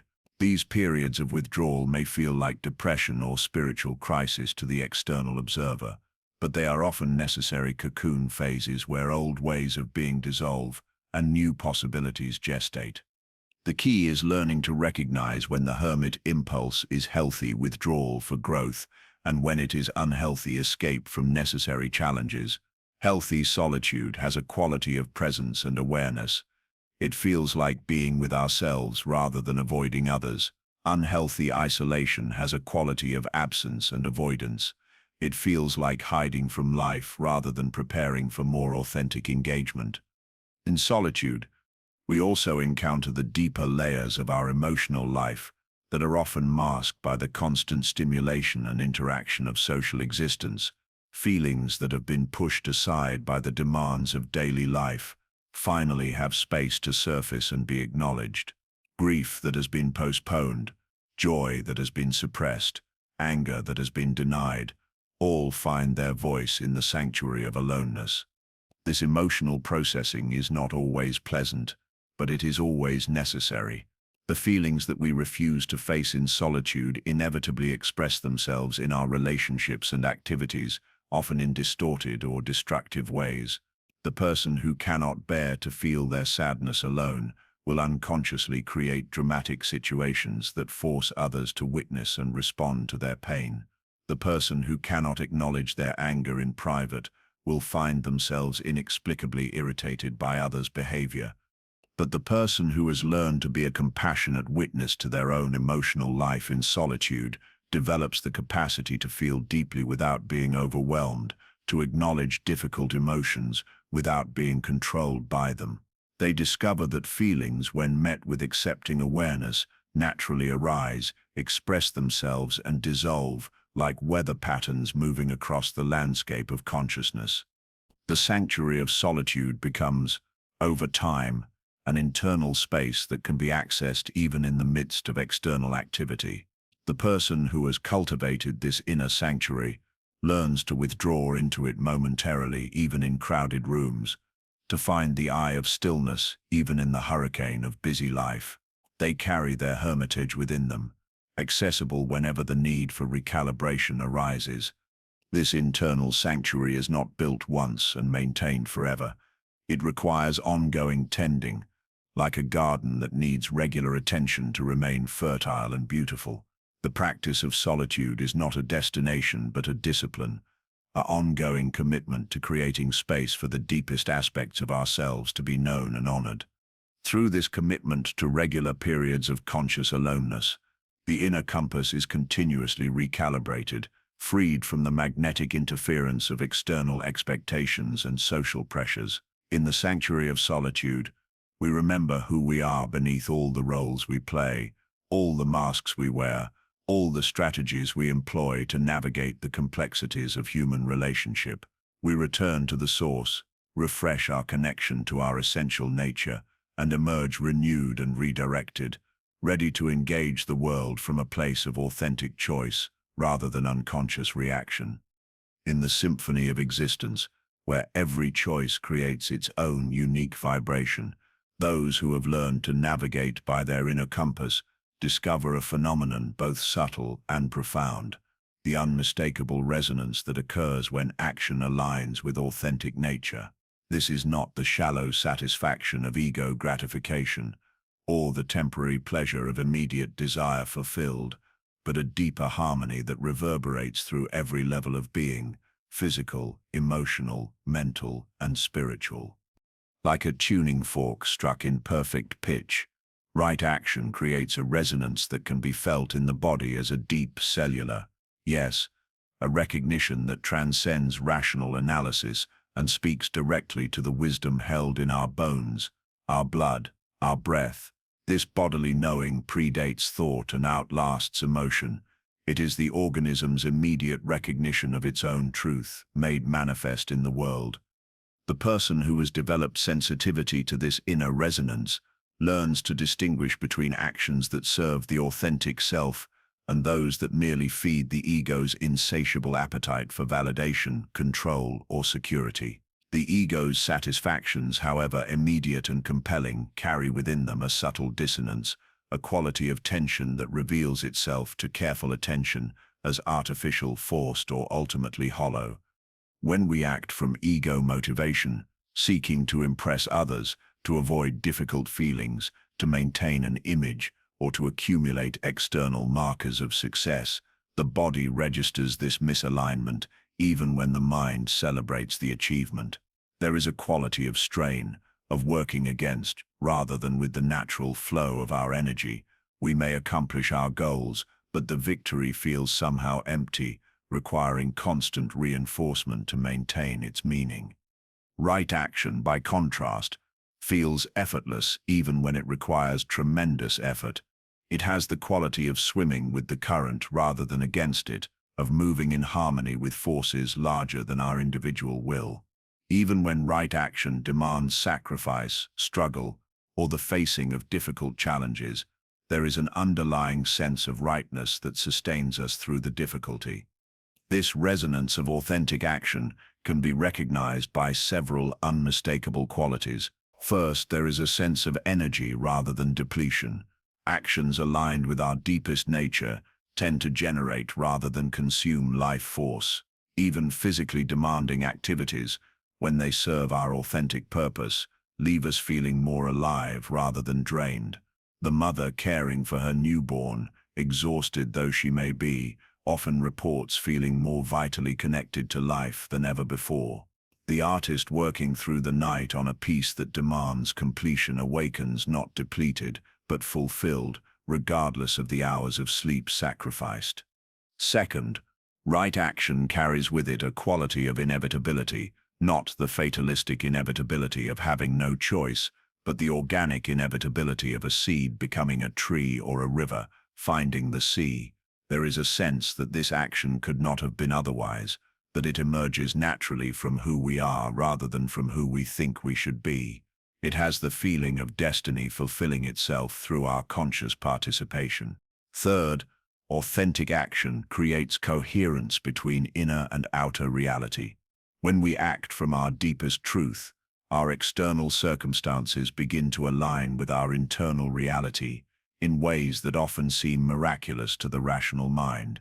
Opportunities appear that perfectly match our authentic interests and capabilities.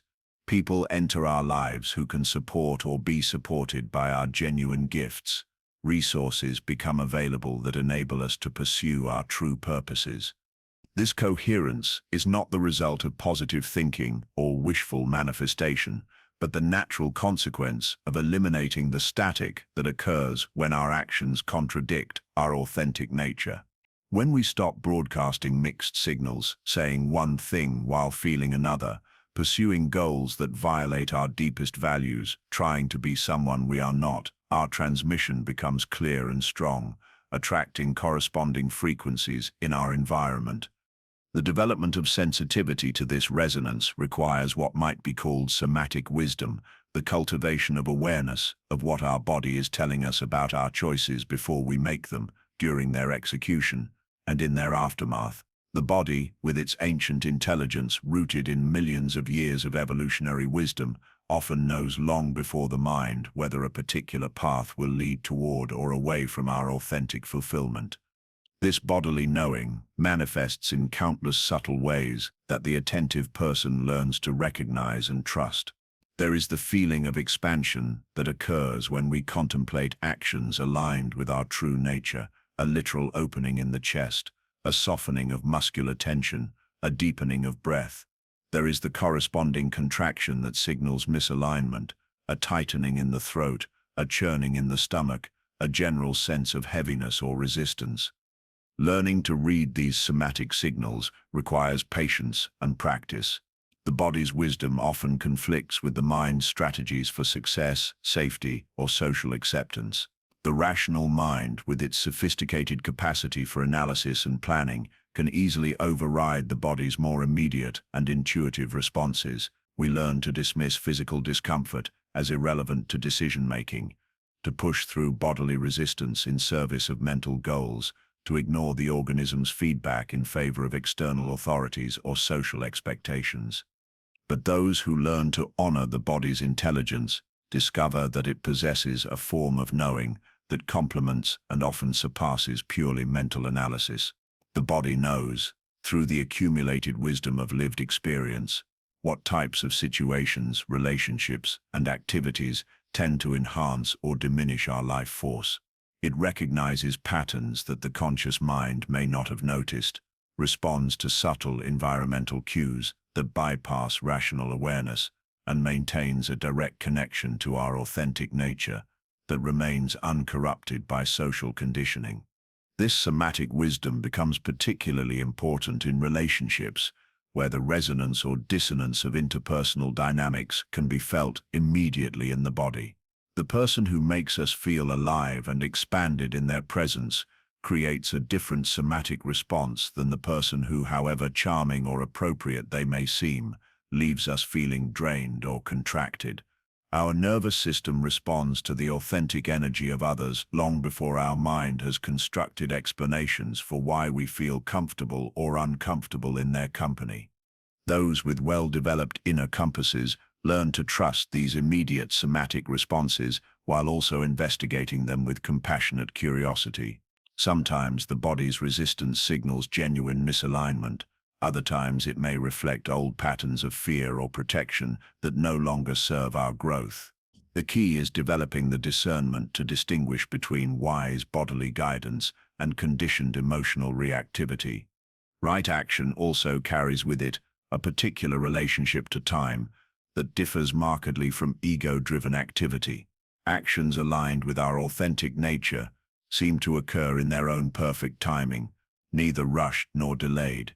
There is a sense of ripeness, of readiness, of the moment being precisely right for this particular expression of our truth.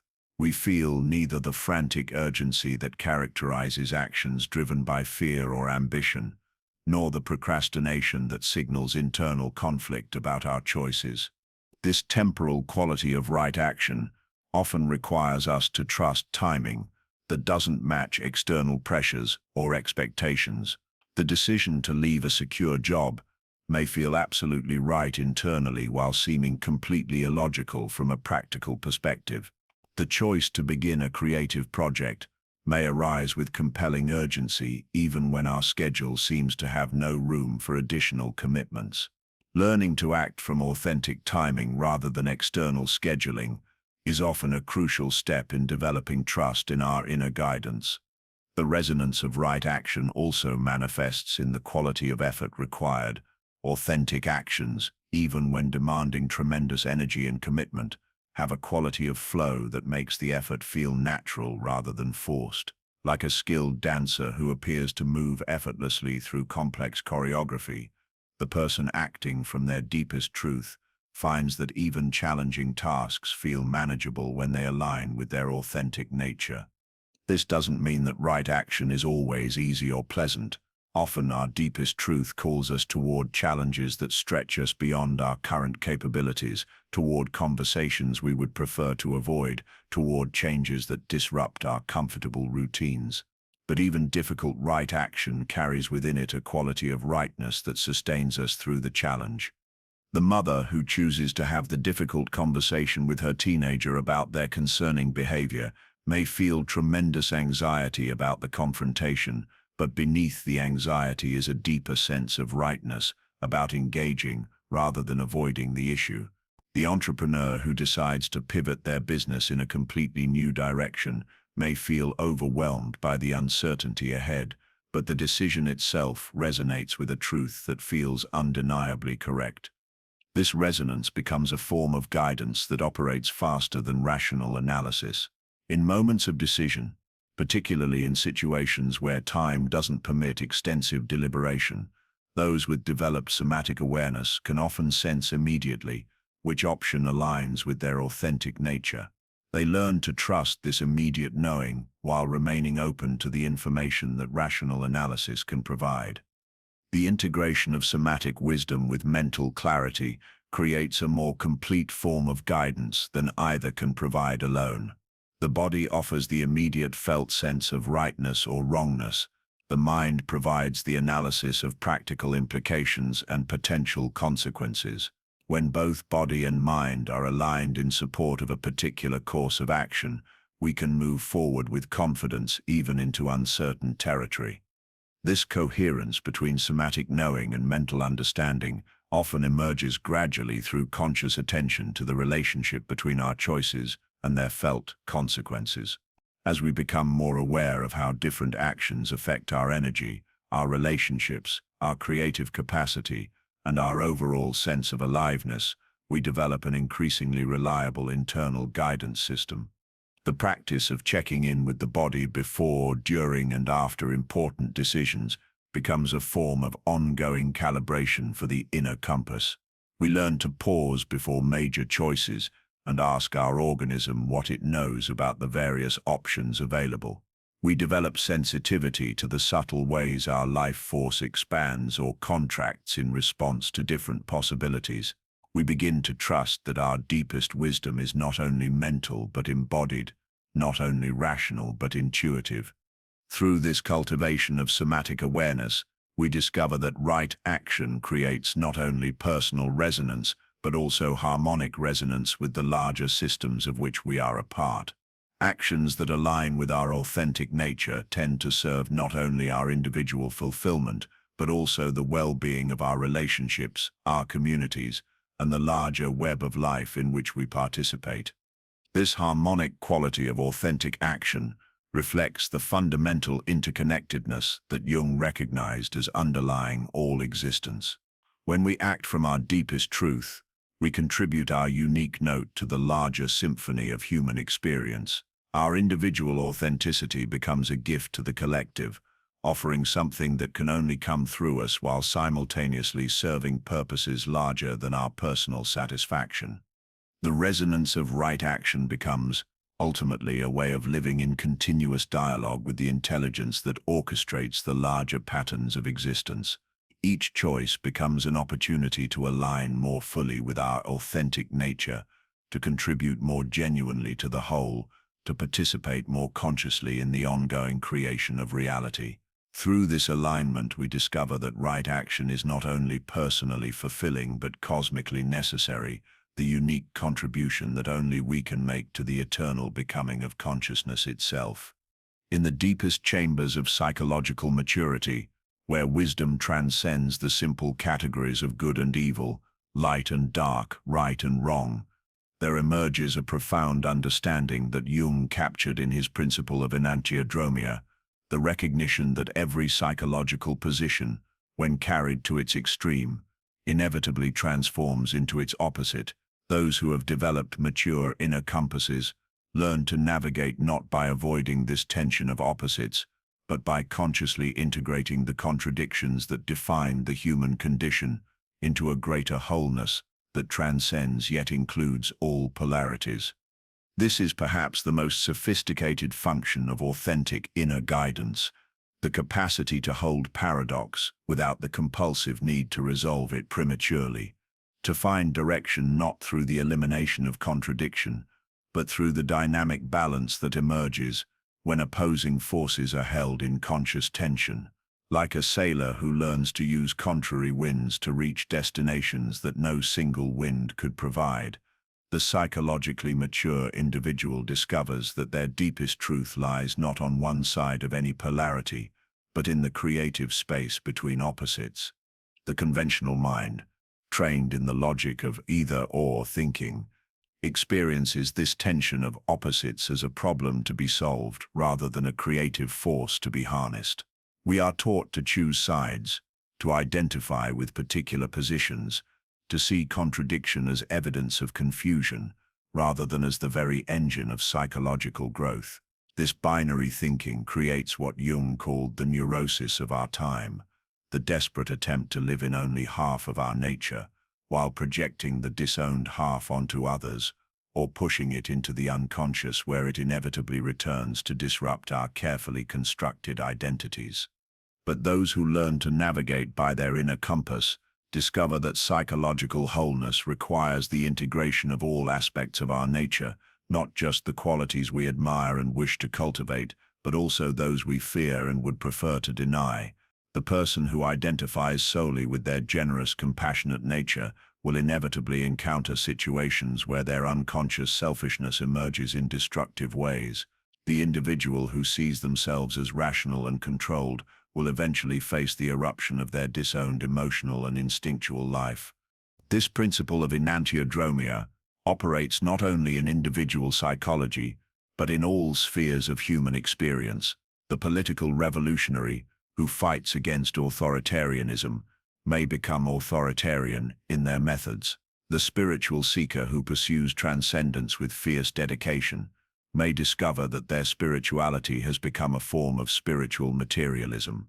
The person who devotes themselves to helping others may find that their helping has become a subtle form of control or a way of avoiding their own needs. Understanding this principle does not lead to cynicism or paralysis, but to a more sophisticated approach to both personal development and action in the world. Instead of trying to eliminate the aspects of ourselves we consider negative, we learn to consciously relate to them, to understand their positive function when properly integrated, to find ways of expressing even our supposedly dark qualities in service of wholeness rather than destruction. The mature inner compass does not point steadily toward any fixed conception of goodness, but navigates skillfully through the dynamic interplay of forces that constitute complete human nature. It recognizes that qualities we initially experience as purely negative often contain, within their proper sphere, essential energies that serve psychological health and authentic action in the world. Anger, for instance, which many spiritual and psychological traditions encourage us to eliminate or transform, contains within it the energy of boundary setting, the force that says no to violation, the fire that can burn away what is false or harmful. The person who successfully eliminates all anger from their personality often discovers that they have also eliminated their capacity to protect themselves or others from genuine harm. They become overly accommodating, unable to confront necessary conflicts, vulnerable to manipulation by those who have not similarly disarmed themselves. The integration of anger does not mean becoming an angry person, but learning to access the healthy aggression that anger contains while developing the wisdom to express it constructively rather than destructively. This requires what Jung called holding the tension of the opposites, maintaining connection to both the compassionate impulse that wants to avoid harm and the fierce impulse that wants to protect what is valuable. Similarly, the qualities we typically consider positive can become problematic when they exist without their natural complement. Compassion without discrimination becomes enabling. Love without boundaries becomes possession. Generosity without self-care becomes martyrdom. Honesty without sensitivity becomes cruelty. The mature individual learns to cultivate not pure qualities but balanced qualities, expressions of human virtue that include rather than exclude their apparent opposites. This integration of opposites requires what might be called paradoxical thinking, the capacity to hold two seemingly contradictory truths simultaneously without needing to choose between them. The parent learns to be both nurturing and firm, both protective and freedom-giving. The leader learns to be both confident and humble, both decisive and receptive to input. The artist learns to be both disciplined and spontaneous, both critical and accepting of their work. This paradoxical approach to life often feels threatening to the ego, which seeks the security of fixed positions and clear identities. The ego wants to know who we are, what we stand for, where we belong in the social and moral order.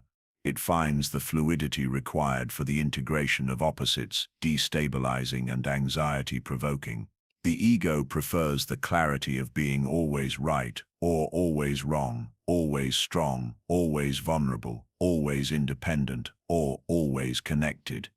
But psychological maturity requires the gradual expansion beyond ego-based identity toward what Jung called the self, the larger organizing principle that can contain and integrate all aspects of our nature. From the perspective of the self, contradictions are not problems but creative tensions, not flaws but features of the complex system that consciousness represents. The development of this capacity for paradox often begins with the recognition of our own hypocrisy, the inevitable discovery that we are not who we thought we were, that we contain within us qualities and tendencies that contradict our conscious self-image. This recognition can initially be devastating to the ego's coherent sense of identity. The person who sees themselves as kind discovers their capacity for cruelty. The individual who prides themselves on their honesty encounters their capacity for self-deception. The one who identifies with their strength finds their hidden vulnerability.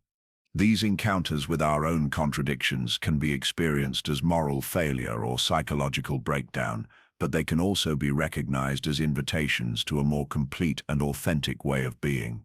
Instead of trying to eliminate the newly discovered aspects of ourselves, we can learn to relate to them consciously, to understand their function, to find appropriate channels for their expression. The recognition of our own complexity often leads to greater compassion for the contradictions in others. When we stop trying to be purely good, we also stop demanding that others be purely anything. We develop what Jung called psychological realism, the ability to see both ourselves and others as complex beings capable of the full range of human responses, rather than as fixed characters playing predetermined roles. This psychological realism becomes particularly important in relationships, where the tendency to idealize or demonize others creates endless cycles of disappointment and conflict. The person who has integrated their own contradictions can love others without needing them to be perfect, can be angry without needing others to be villains, can disagree without needing others to be completely wrong.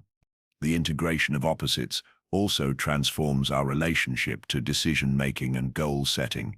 Instead of pursuing objectives that serve only one aspect of our nature, we learn to seek solutions that honor multiple, sometimes conflicting needs. The career choice that satisfies our need for security, while also serving our creative impulses. The relationship approach that honors both our need for independence and our desire for connection. The lifestyle that includes both periods of intense engagement and necessary withdrawal. This both-and approach to life choices often requires more time and creativity than either-or decisions, but it leads to more sustainable and satisfying outcomes. Instead of swinging between extremes, periods of workaholism followed by burnout, phases of social intensity followed by isolation, cycles of strict discipline followed by complete abandonment, we learn to find the dynamic balance that includes elements of both poles while being enslaved by neither. The mature inner compass develops what might be called dialectical wisdom, the ability to find the truth that emerges from the creative tension between opposites rather than from the victory of one side over another. This wisdom recognizes that most either-or questions are false choices, that the deepest truths often lie in the spaces between conventional categories. The question, should I be selfish or selfless, reveals its false nature when we discover that healthy selflessness requires a strong, well-cared-for self, and that mature selfishness includes care for the larger systems that support our individual well-being. The dilemma, should I accept myself as I am or work to change, dissolves when we realize that genuine self-acceptance creates the foundation for authentic change, while forced change without self-acceptance creates only superficial modification that doesn't last. This dialectical approach to life's challenges often leads to solutions that initially seem impossible or illogical. The entrepreneur, who learns to be both visionary and practical, creates businesses that serve both idealistic and pragmatic goals. The parent, who masters being both protective and freedom-giving, raises children who feel both secure and empowered. The spiritual practitioner, who integrates both transcendent aspiration and embodied engagement, develops a spirituality that serves both personal transformation and worldly effectiveness. The cultivation of this capacity for integration requires ongoing attention to the places where we have split ourselves, where we have identified with one side of our nature, while rejecting or ignoring the other. These splits often reveal themselves through our judgments of others. The qualities we most strongly condemn in other people usually represent aspects of ourselves that we have disowned and projected outward. The person who is disturbed by others' selfishness may need to explore their own disowned self-interest. The individual who is triggered by others' emotional expression may need to examine their own relationship to feeling. The one who is critical of others' lack of discipline may need to investigate their own relationship to spontaneity and pleasure. This shadow work, the conscious reclaiming of our disowned qualities, is essential for the development of psychological wholeness. But it requires great care and wisdom, because the goal is not to act out our shadow impulses unconsciously, but to integrate them consciously, finding appropriate and constructive channels for their expression. The integration of opposites ultimately leads to what Jung called the transcendent function, the emergence of a third way that neither rejects nor is limited by the original polarities. This third way is not a compromise that satisfies no one, but a creative synthesis that honors the essential truth contained in both sides, while transcending the limitations of either position alone. In the realm of personal relationships, this might manifest as learning to be both intimate and independent, not alternating between fusion and isolation, but developing the capacity for close connection that enhances rather than diminishes individual autonomy. In creative work, it might emerge as the ability to be both spontaneous and structured, not choosing between wild expressiveness and rigid discipline, but finding the disciplined spontaneity that allows true creativity to flourish. The development of this transcendent function requires patience and faith in the process of integration itself. The tension of opposites can be uncomfortable, even painful, as we learn to hold contradictions without rushing to premature resolution. But this discomfort is the labor pain of psychological birth, the necessary passage through which a more complete and authentic self emerges. Those who learn to navigate by this mature inner compass discover that they become less predictable to others, and even to themselves, but also more genuinely responsive to the actual requirements of each situation, rather than to their conditioned patterns of response. They develop what might be called appropriate responsiveness, the ability to access whatever quality or capacity the moment requires, rather than being limited to their preferred or habitual ways of being. This flexibility does not mean having no center or being unable to take clear stands on important issues. Rather, it means having a center that is dynamic rather than static, principles that are living rather than rigid, convictions that can evolve without losing their essential integrity.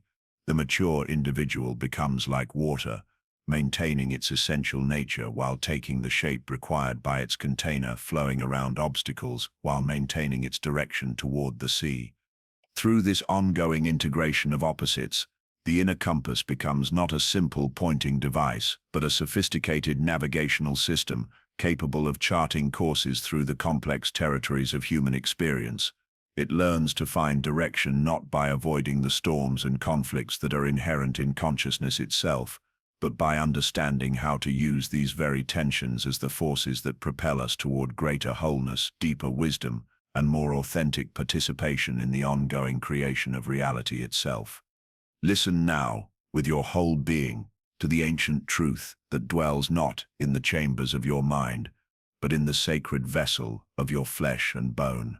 For there is a knowing that predates thought, a compass that existed before the first map was ever drawn, the wisdom that pulses in the rivers of your blood, that breathes in the bellows of your lungs, that speaks in the subtle language of sensation and cellular memory.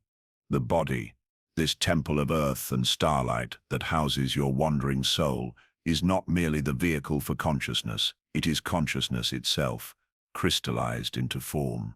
Every fiber, every nerve ending, every microscopic cell carries within it the accumulated wisdom of millions of years of survival, adaptation, and deep knowing. Your ancestors live in your bones, their hard-won truths encoded in the very architecture of your being. Yet how easily we forget this profound intelligence, this inner compass that never lies, never flatters, never seeks to deceive us with false promises or hollow reassurances. In our rush toward the mental, the conceptual, the safely abstract, we have learned to distrust the messages that arise from the depths of our physical form. We have been taught to suspect the body's counsel, to override its gentle warnings, to silence its urgent whispers with the harsh commands of should and must and ought. But those who have learned to navigate by their inner compass know a different truth. They have remembered how to listen to the language that speaks without words, to read the signs that appear not in books or screens, but in the subtle topography of their own embodied experience. They have learned that the body is not simply flesh animated by spirit, but spirit made manifest in flesh, a living oracle that speaks in the ancient tongues of expansion and contraction, of resonance and resistance, of the sweet relief of alignment and the sharp discord of betrayal. Watch how a decision moves through the body of one who has learned to listen. Notice how certain choices create a sense of opening, of space being born within the chest, of breath flowing deeper and easier, as if the very cells were sighing with recognition. Yes, this is the way home. These are not mere physical sensations, but the body's profound recognition of truth, its cellular confirmation that this path leads toward life, toward growth, toward the fulfillment of some deep and essential purpose. Observe, too, how false directions register in the flesh of the awakened navigator. Notice the subtle tightening in the throat when they speak words that do not belong to them, the heaviness that settles in the chest when they contemplate actions that serve others' expectations rather than their own authentic unfolding. The body contracts around falsehood like a flower closing against the cold, protecting the tender seed of truth that lies at the center of being. This is not the crude language of mere preference, the simple mechanism of like and dislike that governs the unreflected life. This is something far more sophisticated, far more nuanced, a guidance system that has been refined through generations of human experience, calibrated by the deep wisdom of life itself. The body knows things that the mind has forgotten, remembers truths that consciousness has yet to discover. In the ancient traditions, they understood this sacred partnership between flesh and spirit. The mystics spoke of the body as a temple, but they meant something far more literal than our modern metaphorical usage suggests. They recognized that the physical form was not merely a container for the divine, but an active participant in the dance of awakening, a co-creator in the great work of becoming whole. The Hindu concept of the chakras, those spinning wheels of energy that map the subtle anatomy of consciousness, points toward this embodied wisdom. Each energy center represents not just a metaphysical concept, but an actual location in the body where specific types of knowing reside. The heart chakra is not merely a symbol of love, but a real energetic space where the body processes emotional truth. The solar plexus is not just a metaphor for personal power, but an actual place where the body registers the authenticity of our choices and the strength of our boundaries. Similarly, the Chinese understanding of qi, that vital energy that flows through invisible meridians in the body, recognizes that health and wholeness depend upon the free movement of life force through our physical form. When we make decisions that align with our true nature, the qi flows smoothly, creating a sense of vitality and ease. When we move against our grain, the energy becomes blocked, creating stagnation, disease, and the peculiar exhaustion that comes not from physical exertion, but from living at odds with ourselves. But you need not study ancient wisdom traditions to access this embodied intelligence. It lives within you now, waiting only for your attention, your willingness to slow down enough to feel what is actually happening beneath the surface of your thoughts. It speaks to you in the quality of your breathing, in the subtle shifts of energy that accompany different choices, in the way your body opens or closes in the presence of various people, situations, and possibilities. Those who have developed their inner compass have learned to trust these subtle signals, to honor the body's counsel even when it conflicts with the mind's calculations. They have discovered that the body operates on a different timescale than thought, processing information through channels that bypass the narrow filtering of rational analysis. Where the mind might take hours or days to work through the pros and cons of a decision, the body often knows instantly, responding with the swift certainty of deep recognition or the clear no of instinctive rejection. This is not anti-intellectual wisdom but supra-intellectual, a knowing that includes and transcends the mental faculties, integrating thought within a larger field of awareness. The mature inner compass does not pit body against mind, but learns to orchestrate their unique gifts, allowing each to contribute its particular form of intelligence to the great symphony of guidance. Consider how the body holds memory in ways that the mind cannot. Trauma is stored not merely as psychological wound, but as cellular information encoded in the tissues, held in the very fibers of our being. And healing, when it truly occurs, happens not just through insight or understanding, but through the body's own capacity for restoration, its profound ability to release what no longer serves and reorganize itself around new possibilities. The woman who has learned to listen to her body knows when she is in the presence of someone who wishes her harm, not because she has analyzed their behavior or decoded their words, but because every cell in her being contracts in warning. Her nervous system, that ancient guardian of survival, registers threat and opportunity with a precision that no amount of mental processing could match. The artist who has developed his embodied compass feels the rightness of a creative direction in his hands before his mind can articulate why. His body knows when he is painting his truth and when he is painting what he thinks will sell, responding to authenticity with a flow of energy that makes hours feel like minutes, and to falseness with a resistance that makes every brushstroke feel like swimming upstream. This wisdom of the body extends beyond individual decision-making into the realm of relationship and connection. Those who have learned to read their own embodied signals become exquisitely sensitive to the energetic field that exists between people. They can feel when someone is speaking from their heart and when they are performing from their persona. They know when a relationship is nourishing their life force and when it is draining them, not through lengthy analysis of pros and cons, but through the simple recognition of how their body feels in the other person's presence. The body is also our most reliable guide to the deeper rhythms of existence, those natural cycles of expansion and contraction, activity and rest, engagement and withdrawal, that govern all healthy development. Just as the heart must relax between beats and the lungs must exhale to make room for the next breath, our larger life rhythms follow patterns of alternation that the body understands instinctively. Those with developed inner compasses learn to honor these somatic rhythms, recognizing when their body is calling for rest and when it is surging with creative energy, when it needs solitude for integration, and when it craves connection and collaboration. They understand that productivity is not a constant state, but a natural rhythm, and they learn to work with their body's cycles rather than against them. The monthly cycles of the menstruating body offer profound lessons in this embodied wisdom. Each phase of the cycle brings its own gifts: the energetic clarity of ovulation, the deep introspection of menstruation, the gradual building of the follicular phase, the integration and preparation of the luteal phase. Women who have learned to honor these rhythms discover that their body is not a machine to be controlled, but a wise teacher, offering different forms of intelligence at different times. But even those who do not menstruate can learn to recognize their own subtle cycles, the daily rhythms of energy and attention, the weekly patterns of engagement and restoration, the seasonal variations in creativity and contemplation.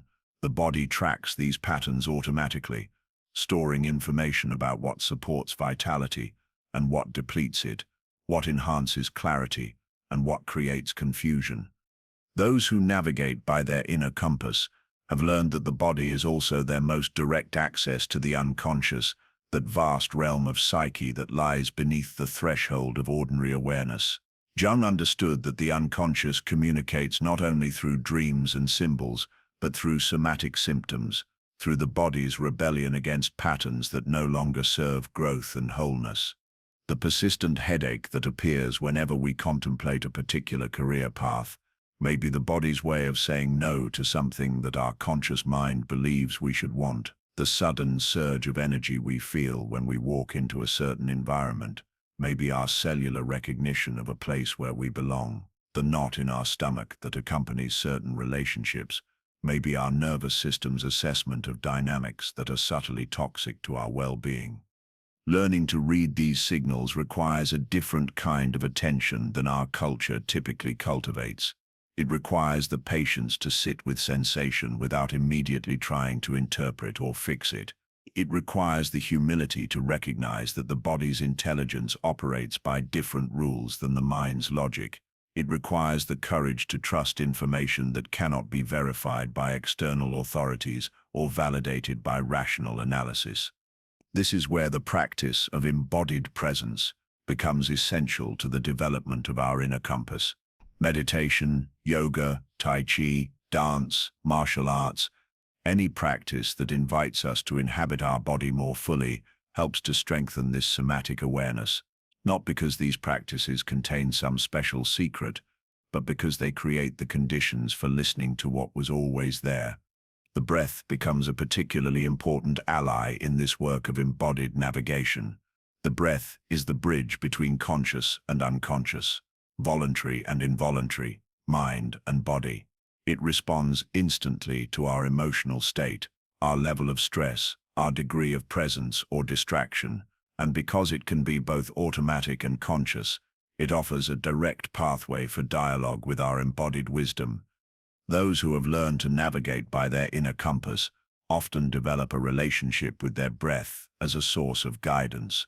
They notice how their breathing changes when they contemplate different possibilities, how it deepens in the presence of truth and becomes shallow or constricted around falsehood. They learn to use the breath as a tool for accessing deeper levels of knowing, allowing the rhythm of inhalation and exhalation to carry them beyond the chatter of surface thoughts into the quieter wisdom that dwells in the depths. The heart, too, becomes a crucial compass point in this embodied navigation, not the sentimental heart of greeting cards and popular psychology, but the actual physical heart, that powerful muscle that pumps life through our system, that responds instantly to threat and safety, that knows the difference between authentic connection and performed intimacy. Recent research in neurocardiology has revealed that the heart has its own neural network, its own capacity for processing information and generating responses that influence the entire body-mind system. The heart, it turns out, sends more signals to the brain than it receives from it, suggesting that this organ of circulation is also an organ of intelligence, a source of knowing that operates by principles the rational mind is only beginning to understand. Those who have developed their embodied compass learn to feel for the heart's guidance, to notice how different choices affect the rhythm and coherence of their heartbeat, how authentic expression creates cardiovascular ease, while false performance generates subtle stress. They discover that the heart has its own way of knowing, its own assessment of what serves life and what diminishes it. The belly, that soft center where we process both food and emotion, becomes another crucial compass point. In many traditions, this is recognized as the seat of personal power, the place where we digest not only nutrients but experiences, where we transform the raw material of life into the energy needed for growth and action. The Japanese concept of hara, the vital center located below the navel, points toward this embodied intelligence. Those who have cultivated their hara can feel when a decision strengthens their core and when it weakens it, when an action arises from their authentic center and when it is driven by external pressure or internal compulsion. Learning to read the wisdom of the body is not about becoming hypochondriacally focused on every sensation or turning every physical discomfort into a mystical message. It is about developing a more sophisticated relationship with the feedback system that is constantly operating within us, learning to distinguish between the body's wisdom and its conditioning, between its essential signals and its habitual reactions. This discernment develops over time, through patient attention and gentle experimentation. We learn to notice patterns, to track correlations between our choices and our embodied experience, to recognize the difference between the body's response to genuine threats and its reaction to imagined dangers carried over from past wounds. The body that has been traumatized, for instance, may initially give false signals, reacting to present safety as if it were past danger, responding to new love as if it were old betrayal. But even traumatized bodies can learn to distinguish between memory and reality, between protective vigilance and paranoid hypervigilance. The work of healing trauma is in many ways the work of restoring the body's capacity for accurate assessment, helping it to update its threat detection systems based on present reality rather than past experience. Those who navigate by their embodied compass learn to hold both compassion and discernment for their body's messages. They recognize that early signals may be clouded by conditioning, but they also know that beneath the layers of learned response lies an essential intelligence that never stops offering guidance toward wholeness and authenticity. As this embodied awareness develops, something profound begins to shift in how we move through the world. We become less dependent on external validation, less vulnerable to manipulation, less likely to be swayed by arguments that sound reasonable but feel wrong in our bones. We develop what we might call somatic sovereignty, the ability to know our own truth from the inside out, to recognize authenticity by the way it resonates in our cellular memory. This is not the crude sovereignty of ego which seeks to dominate and control, but the subtle sovereignty of the self, which knows its place in the larger web of existence and moves in harmony with forces greater than itself. The embodied compass does not make us isolated or self-absorbed, but more genuinely connected, able to offer our authentic presence rather than our performed persona, able to receive others' truth rather than their masks. In relationship, this embodied wisdom becomes invaluable. We learn to feel when someone is speaking from their depths and when they are communicating from their surfaces. We can sense when a relationship is calling us toward growth and when it is inviting us into familiar patterns of limitation. We know when to trust and when to maintain healthy boundaries, not through paranoid calculation, but through the body's assessment of safety and authenticity. The sexually embodied compass is particularly sophisticated, able to distinguish between attraction that serves our growth and attraction that serves our wounds, between intimacy that nourishes our life force and encounters that drain it. This is not about moral judgment, but about energetic discernment, the ability to read the subtle field of connection that exists between bodies and to choose consciously what we invite into our intimate space. In creative work, the embodied compass becomes an essential guide to authentic expression. The body knows when we are creating from our truth and when we are copying someone else's template.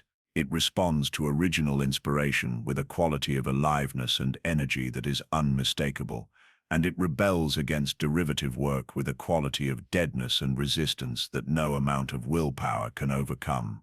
The writer who has learned to read his body's signals knows when his words are flowing from his authentic voice, and when he is imitating someone else's style. His nervous system responds to truth with ease and to falseness with tension. The entrepreneur who has developed her embodied compass can feel when a business idea truly aligns with her gifts and when she is chasing someone else's vision of success. This embodied wisdom extends into every domain of life: career choices, living situations, friendships, creative projects, spiritual practices. The body becomes our most reliable ally in the great work of discernment, helping us to navigate the complex landscape of modern life with greater accuracy and authenticity. But perhaps most importantly, the embodied compass helps us to recognize and honor our own unique constitution, our particular energetic signature that distinguishes us from every other being who has ever lived. Just as no two bodies are exactly alike, no two inner compasses point toward exactly the same true north. What nourishes one person may deplete another. What feels like home to one may feel like exile to another. This is not relativism, but recognition of the beautiful specificity of individual essence. The embodied compass does not point toward universal truths, but toward personal authenticity, toward the particular configuration of gifts, wounds, longings, and possibilities that make up the irreducible mystery of who we are. Those who have learned to trust their body's wisdom become more themselves, not less. They become more unique, not more similar to others.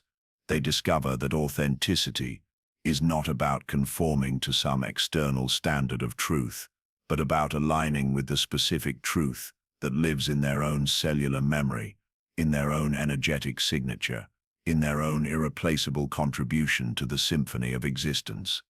And as this embodied authenticity develops, something magical happens. We discover that our individual truth, when followed faithfully, connects us more deeply with the universal truth that runs through all life. Our specific way of being becomes a unique window into the infinite mystery that animates all existence. Our particular gifts become contributions to the collective healing and awakening that our world so desperately needs. The body, it turns out, is not separate from spirit, but is spirit's chosen vehicle, its preferred method of exploration and expression. The wisdom that speaks through our flesh and bones is not different from the wisdom that moves the stars in their courses and guides the migrations of birds across vast continents. It is the same intelligence, particularized in our individual form, offering its guidance toward the greatest fulfillment of our unique potential. Listen then to this ancient counselor that travels with you always, Feel for its messages in the expansion of your breathing, in the opening of your heart, in the grounding of your belly. Notice how different choices create different sensations, how authentic directions feel like coming home while false paths feel like wandering in exile from yourself. Trust this embodied knowing, even when it conflicts with the voices of authority, even when it leads you away from the well-traveled paths of conventional wisdom. Your body is not lying to you. It is not seeking to deceive or manipulate or lead you astray.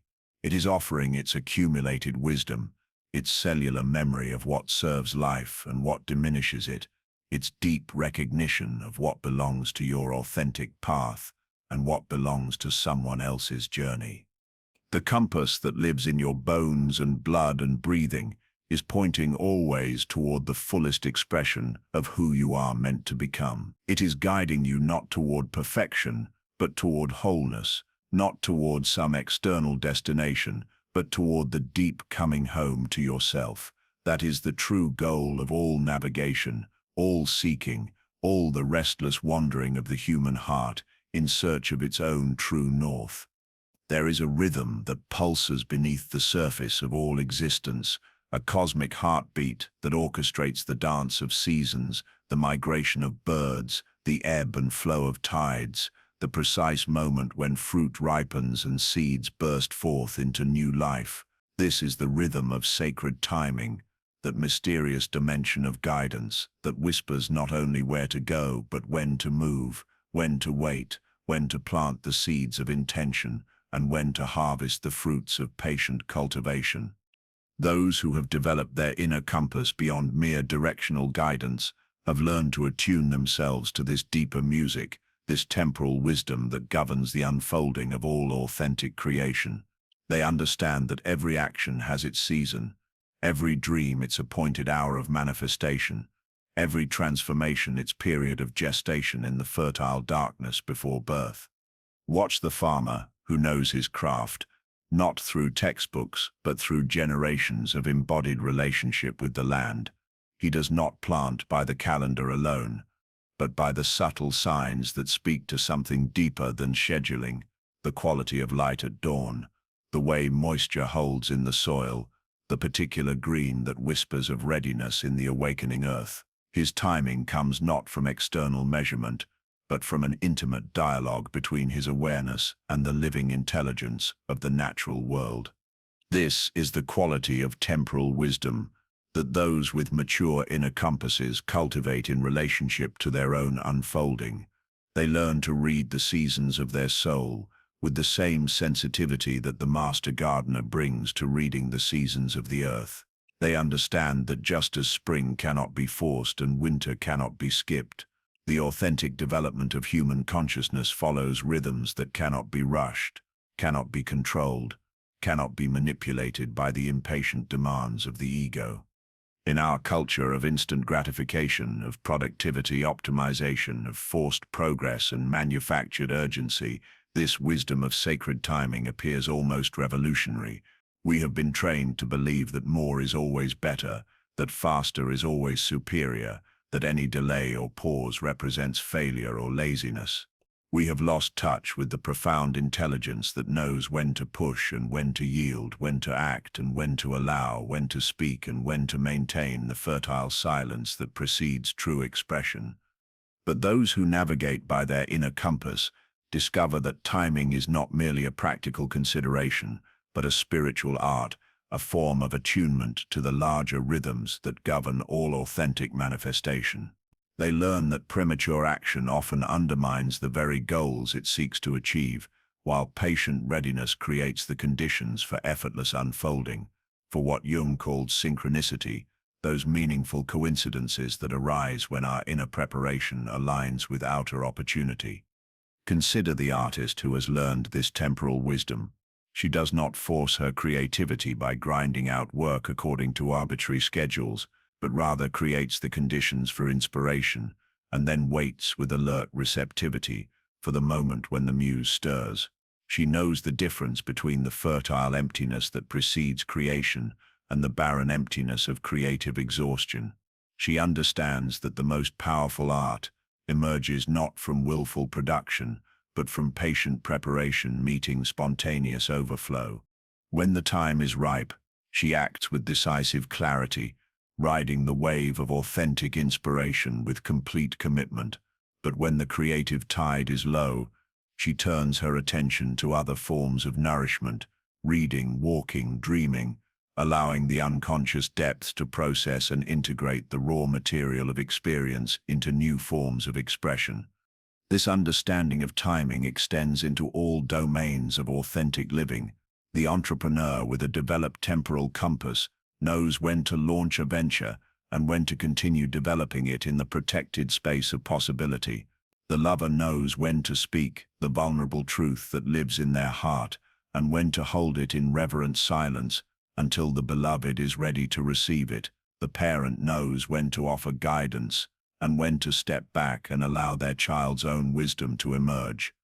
This is not passive waiting, but active attunement, a quality of alert receptivity that can read the subtle signs of readiness, both within oneself and in the larger field of circumstances.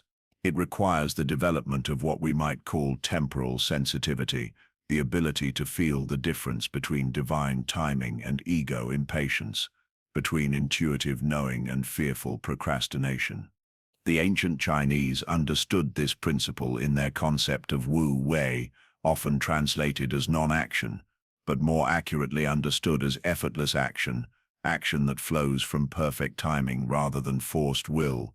The master of Wu Wei does not strain against the current of circumstances, but learns to read the flow of events with such precision that their actions become like dance moves performed in perfect synchrony with an invisible partner.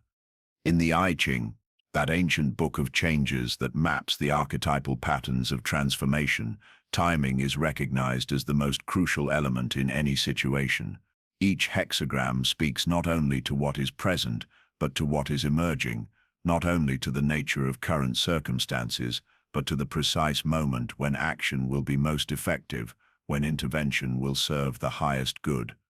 Those who have cultivated their temporal compass learn to read these patterns in their own experience, to sense when a relationship is ready for deeper intimacy and when it needs space for individual development, when a creative project is ready to be shared with the world, and when it needs more time in the cocoon of private exploration.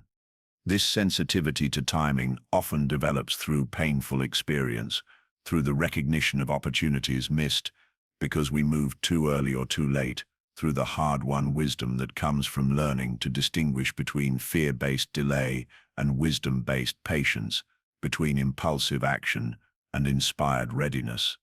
The woman who has learned to trust her temporal compass no longer pushes against closed doors or tries to force conversations that the other person is not ready to have.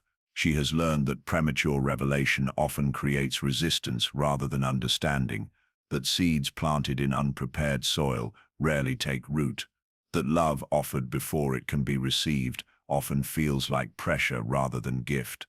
Instead, she becomes masterful at creating the conditions for readiness, both within herself and in the field of relationship. She learns to tend the soil of possibility with the same care that the gardener prepares the earth for planting, understanding that much of the most important work happens in the invisible realm of preparation, in the patient cultivation of the inner and outer conditions that allow authentic manifestation to occur. This does not mean becoming passive or indefinitely delaying action. Those with developed temporal sensitivity learn to distinguish between the resistance that signals unreadiness and the resistance that must be moved through, between the pause that serves preparation and the hesitation that serves fear. They develop what we might call temporal courage, the willingness to act decisively when the moment is ripe, even when external circumstances seem challenging, even when others cannot yet see the opportunity that has revealed itself to their attuned awareness. They understand that there are moments when delay serves wisdom and moments when delay serves cowardice, windows of opportunity that must be entered with bold commitment or lost perhaps forever. The entrepreneur who has mastered this art knows when to quit her secure job and launch her vision, not because the external conditions are perfect, but because her inner preparation has reached the point of readiness, because the seeds of her intention have grown strong enough to survive the inevitable challenges of manifestation.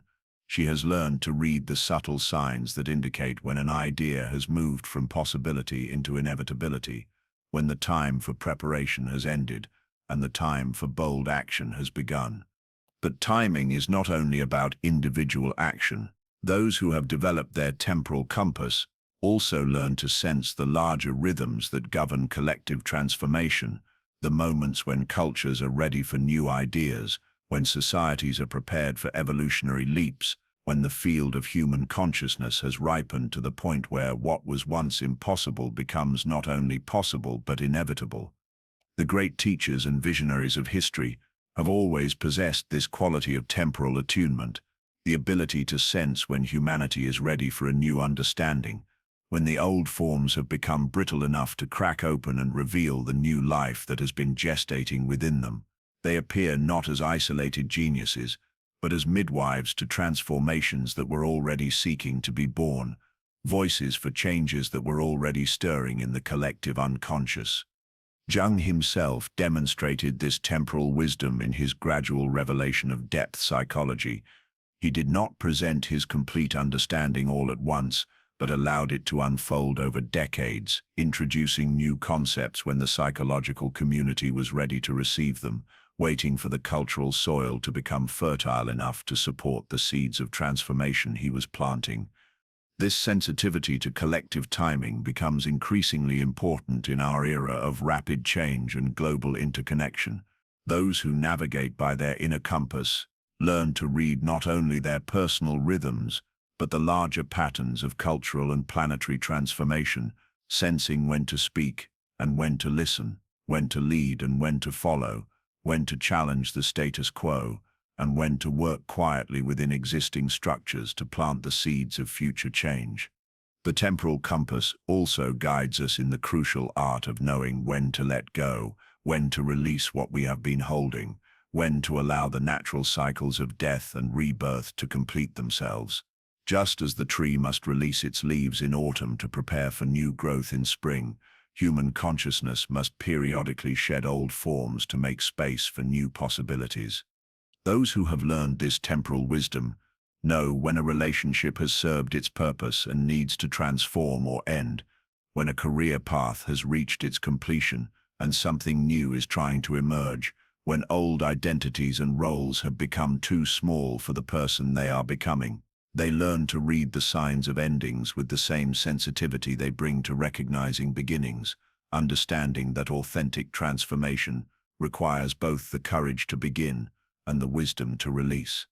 This is perhaps one of the most challenging aspects of temporal attunement, learning to surrender our attachment to forms that have served us but are no longer aligned with our growth.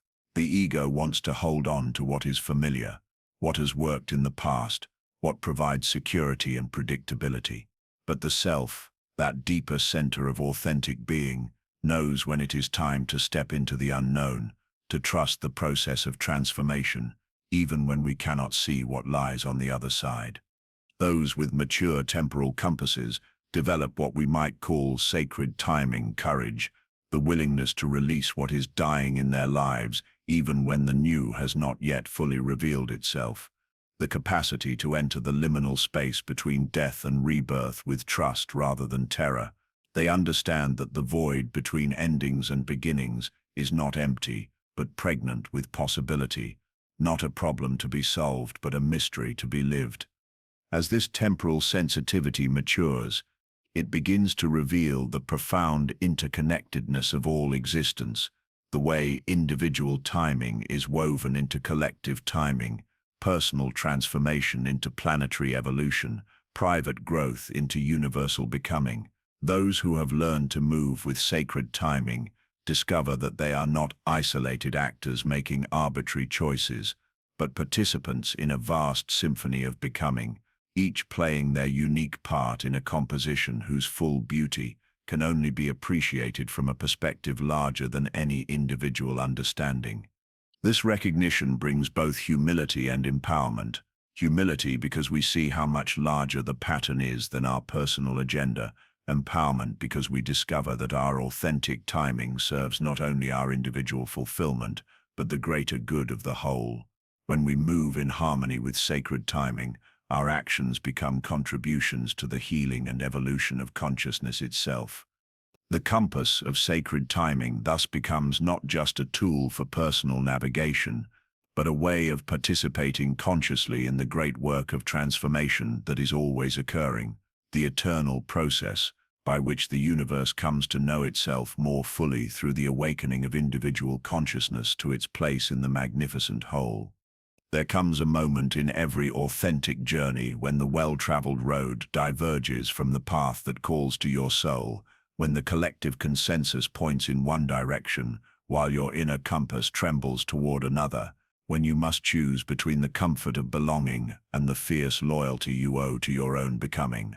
This is perhaps the most profound test of the inner compass, not its ability to guide you when the way is clear and supported, but its capacity to hold steady when the path of authenticity leads into territories that others cannot see, cannot understand, cannot bless with their approval. The courage of lonely paths is not the heroic isolation of the ego, seeking to distinguish itself through rebellion or difference for its own sake. It is something far more subtle and infinitely more demanding, the willingness to disappoint others' expectations in service of a calling that may not even make sense to your rational mind. The capacity to walk alone when walking together would require the betrayal of something essential in your nature. Jung called this process individuation, the psychological and spiritual journey by which we become who we truly are, rather than who others need us to be, who society expects us to be, who we think we should be based on inherited patterns and collective programming. It is the movement away from the comfortable conformity of the persona, that carefully constructed mask we wear to gain approval and avoid rejection, toward the authentic expression of the self, that deeper center of being that connects us to our unique purpose and our irreplaceable gifts. But individuation is not a concept that can be understood from the outside. It is a lived experience that demands everything, every comfortable assumption about identity and belonging, every strategy for gaining love through compliance, every way we have learned to purchase security by diminishing ourselves to fit into forms that are too small for our souls.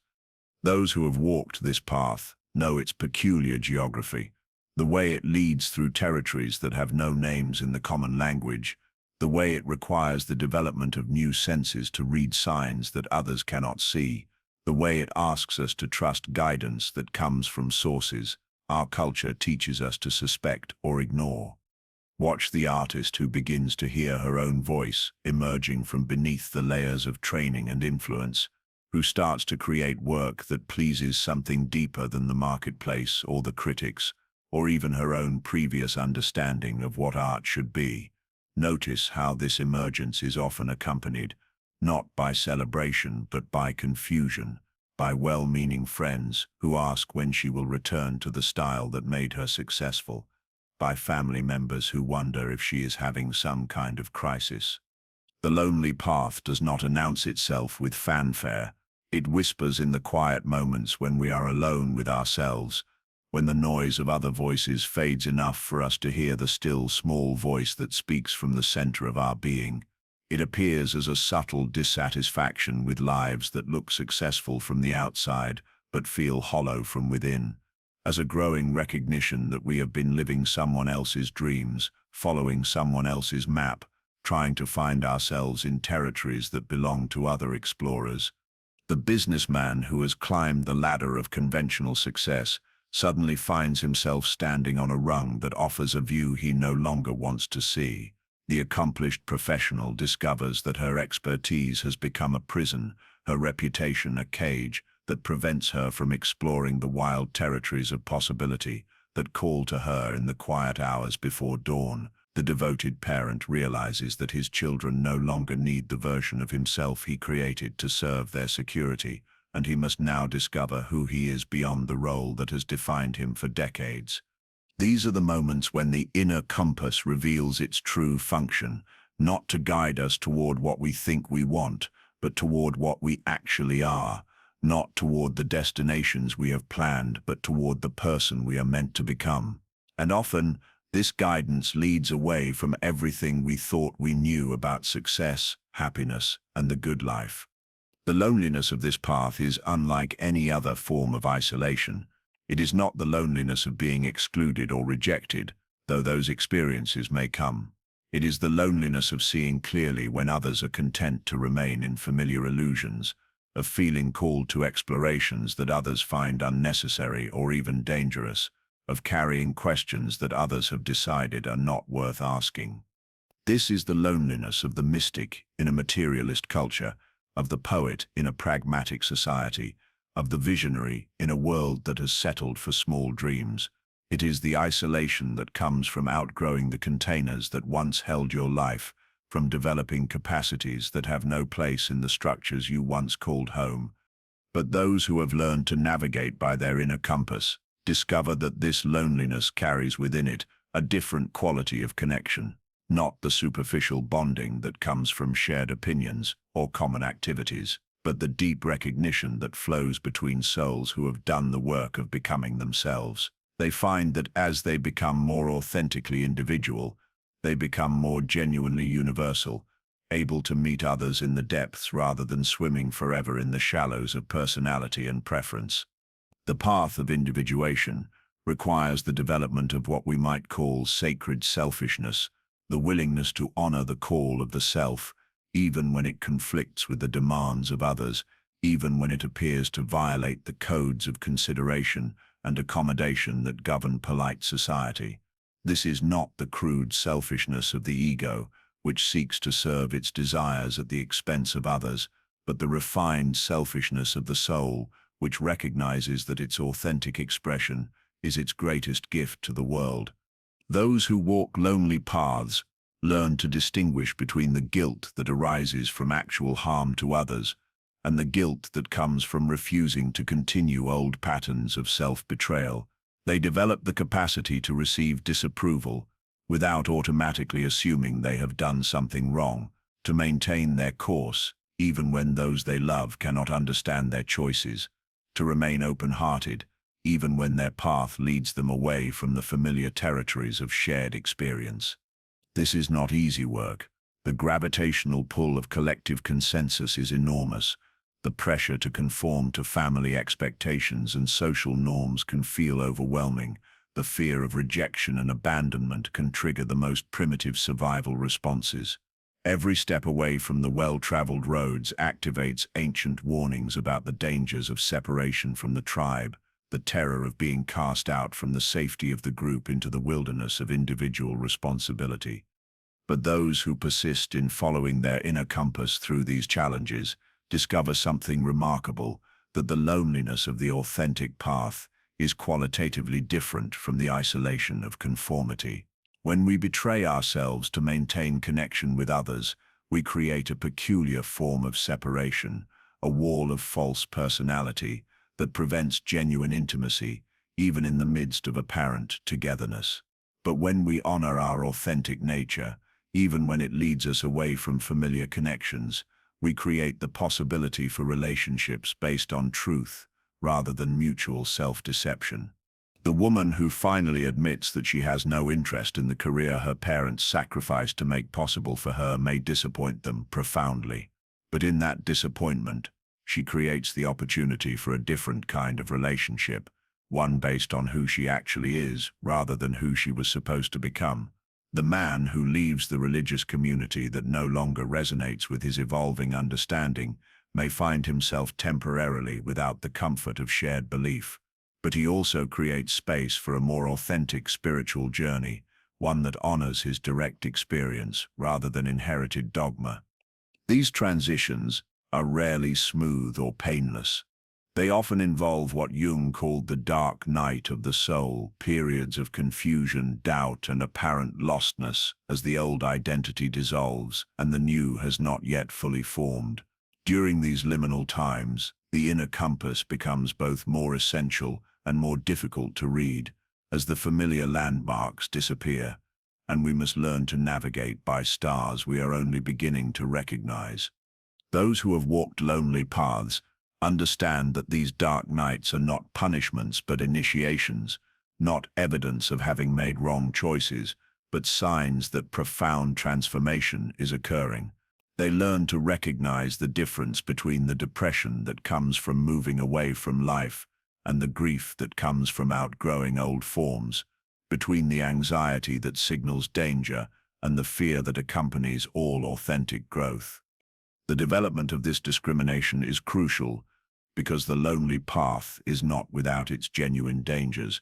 The person who rejects all external guidance in favor of pure individual intuition can easily fall into the trap of spiritual narcissism, mistaking personal preference for divine calling, confusing rebellion with authenticity. The inner compass, like any instrument of navigation, must be calibrated against reliable reference points, tested through experience, refined through the feedback of results. This is where the paradox of individuation reveals itself. We must separate from collective consensus to find our authentic voice, but we must also remain in relationship with others to avoid the distortions of isolation.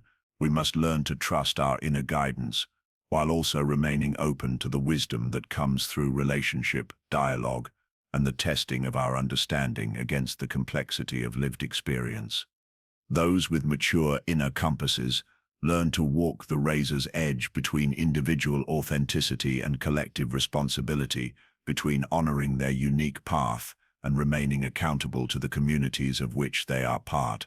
They understand that true individuation does not lead to separation from the human family, but to a more conscious and creative participation in it. The artist who follows her vision into unexplored territories does not abandon her responsibility to communicate with others, but rather expands the vocabulary of human expression, creating new possibilities for connection and understanding. The entrepreneur who builds a business around values that others consider impractical does not withdraw from economic reality, but creates a demonstration of alternative possibilities, expanding the definition of what success can look like. The courage of lonely paths thus becomes not an escape from the world, but a deeper engagement with it, not a rejection of human community, but a more authentic contribution to its evolution. Those who dare to follow their inner compass into uncharted territories become scouts for the rest of humanity, explorers who map new possibilities for human flourishing and send back reports from the territories of expanded consciousness. But this contribution often remains invisible during the journey itself. The person walking the lonely path may feel like they are wandering in circles, may doubt whether their choices are leading anywhere meaningful, may wonder if their willingness to disappoint others' expectations is serving any purpose beyond their own stubborn preference for difficulty over ease. This is where faith becomes essential, not faith in religious doctrine or external authority, but faith in the intelligence that guides the inner compass, faith in the possibility that their individual journey of becoming is connected to larger patterns of meaning and purpose. Those who walk lonely paths must learn to sustain themselves on forms of nourishment that others cannot see, to find validation in sources that the external world does not recognize, to trust processes that unfold according to rhythms that defy conventional measurement. They learn to recognize the difference between the loneliness that diminishes and the solitude that nurtures, between the isolation that comes from rejection and the spaciousness that comes from authenticity. They discover that walking the lonely path does not mean walking entirely alone. They find companions in unexpected places, fellow travelers who recognize the signs of authentic exploration, even when the specific territories being explored are completely different. The mystic and the artist, the entrepreneur and the healer, the parent who raises children according to unconventional wisdom, and the teacher who educates from the heart rather than the curriculum. These diverse explorers of human possibility recognize each other, not through shared content, but through shared commitment to authenticity, not through similar conclusions, but through similar courage to follow the guidance of their inner compass, regardless of external support. As this courage matures, something beautiful begins to happen. The lonely paths that once seemed to lead away from human connection begin to converge with other authentic journeys, creating new possibilities for community based not on conformity, but on mutual recognition of the courage to be real. The individual work of becoming oneself reveals itself to be part of a larger collective project, the evolution of human consciousness toward greater authenticity, creativity, and compassion. Those who have learned to walk lonely paths with grace become bridges between the old world of inherited patterns and the emerging world of conscious choice, between the safety of collective consensus and the adventure of individual exploration. Their lives become demonstrations of what becomes possible when we choose loyalty to our authentic nature over the false security of borrowed identity.